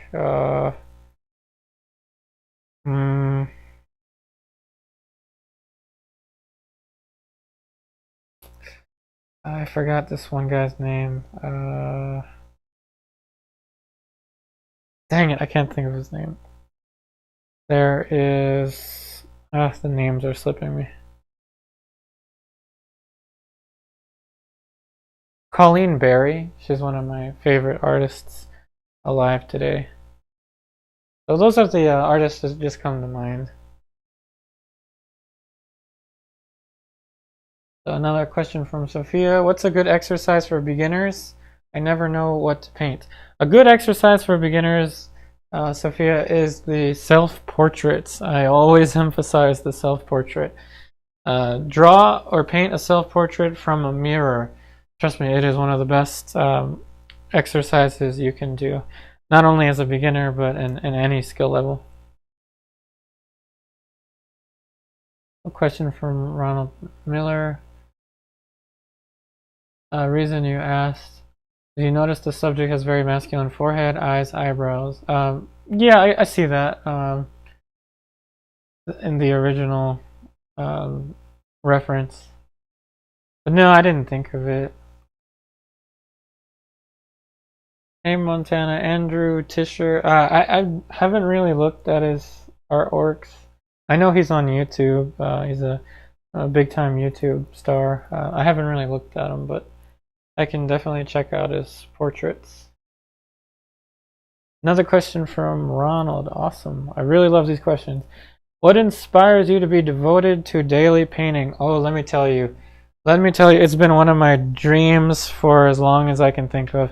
Even when I was a child, when I was in middle school, I would draw cars in you know those little journals, those striped journals that you would buy for like $2 or something. Always loved drawing. It's just kind of always been something. What motivates me to paint every day is to pick this thing up. This is one of the things that motivates me. Open the box where this lives. This lives in a little blue box where I keep the paints from drying. And just working with this thing. The materials is one of the biggest things that keeps me painting, I will say. I love the materials. Something about the materials just keeps me coming back every day. From Stephanie Thompson. How to stop a painting, stop paintings from looking chalky? Good question. I'd say to use artist grade colors first and foremost, because the student grade colors tend to be a little bit weaker. Another one is, I'd say, Cadmium Orange and Cadmium Red. These two, they're very strong, warm colors, and Cadmium Red can go towards the cooler skin tone, cooler pink, without being overly orange. And then obviously Cadmium Orange can go more towards the yellow without it getting too blue. And even if you mix, you know, like Cadmium Orange or Cadmium Red with Cobalt Blue, it's still, as you see here, it won't get too chalky. But that's a good question.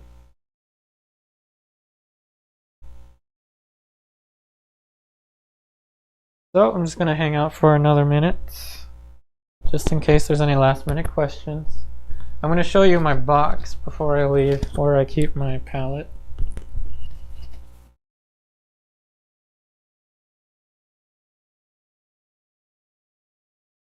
I tend to get that question a lot about where I store these.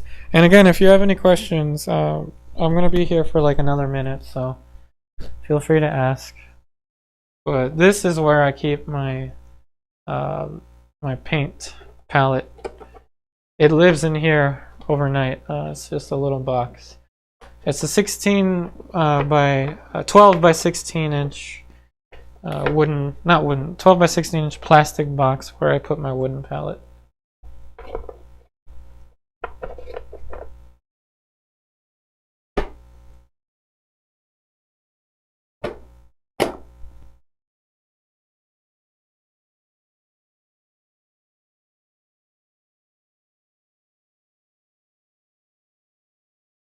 Yep, that is true, okay.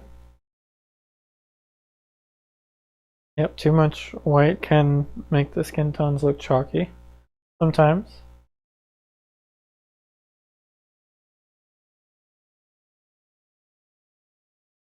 Another comment from Ronald. I can relate to that. So I need my art supplies around me instead of my fishing and woodworking items. Well, I have other interests too that I do.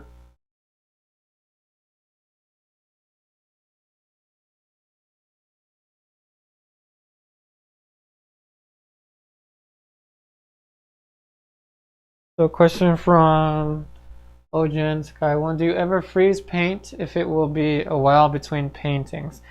I usually don't freeze my palette just because it stays on my wooden. I don't freeze my paint because it stays on my wooden palette. However, I will definitely put my brushes in the freezer tonight. I usually put my brushes in the freezer overnight so that the paint doesn't dry on my brushes. I clean the brushes though like once every couple of days, but I usually just put them in the freezer. Good questions. I like this.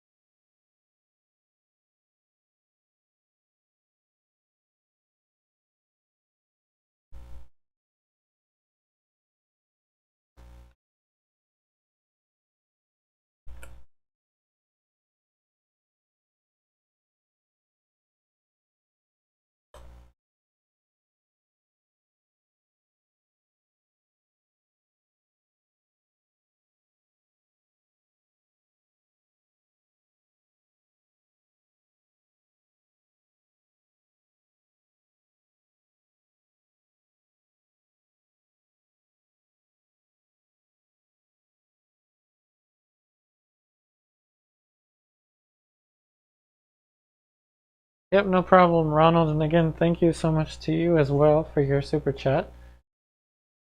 I hope you have a great night too. Stephanie, the wooden palette.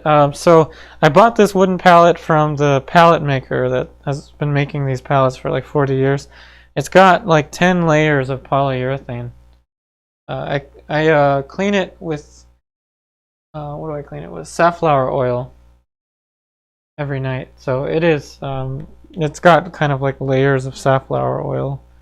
It's artist safflower oil that I use. Yep, have a good night. Ojen Sky. Well, thanks again for watching Montana.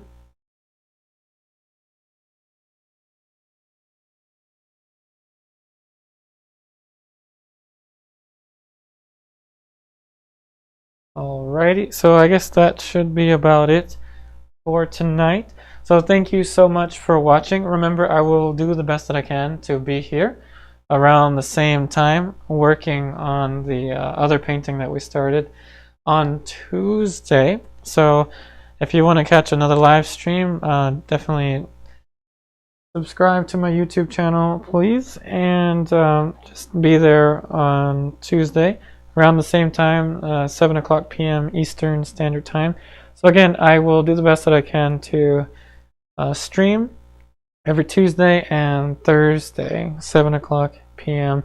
Also, don't forget, if you want to take your learning with me further, please check out my online classes on Patreon, which is also listed in the description box of this video.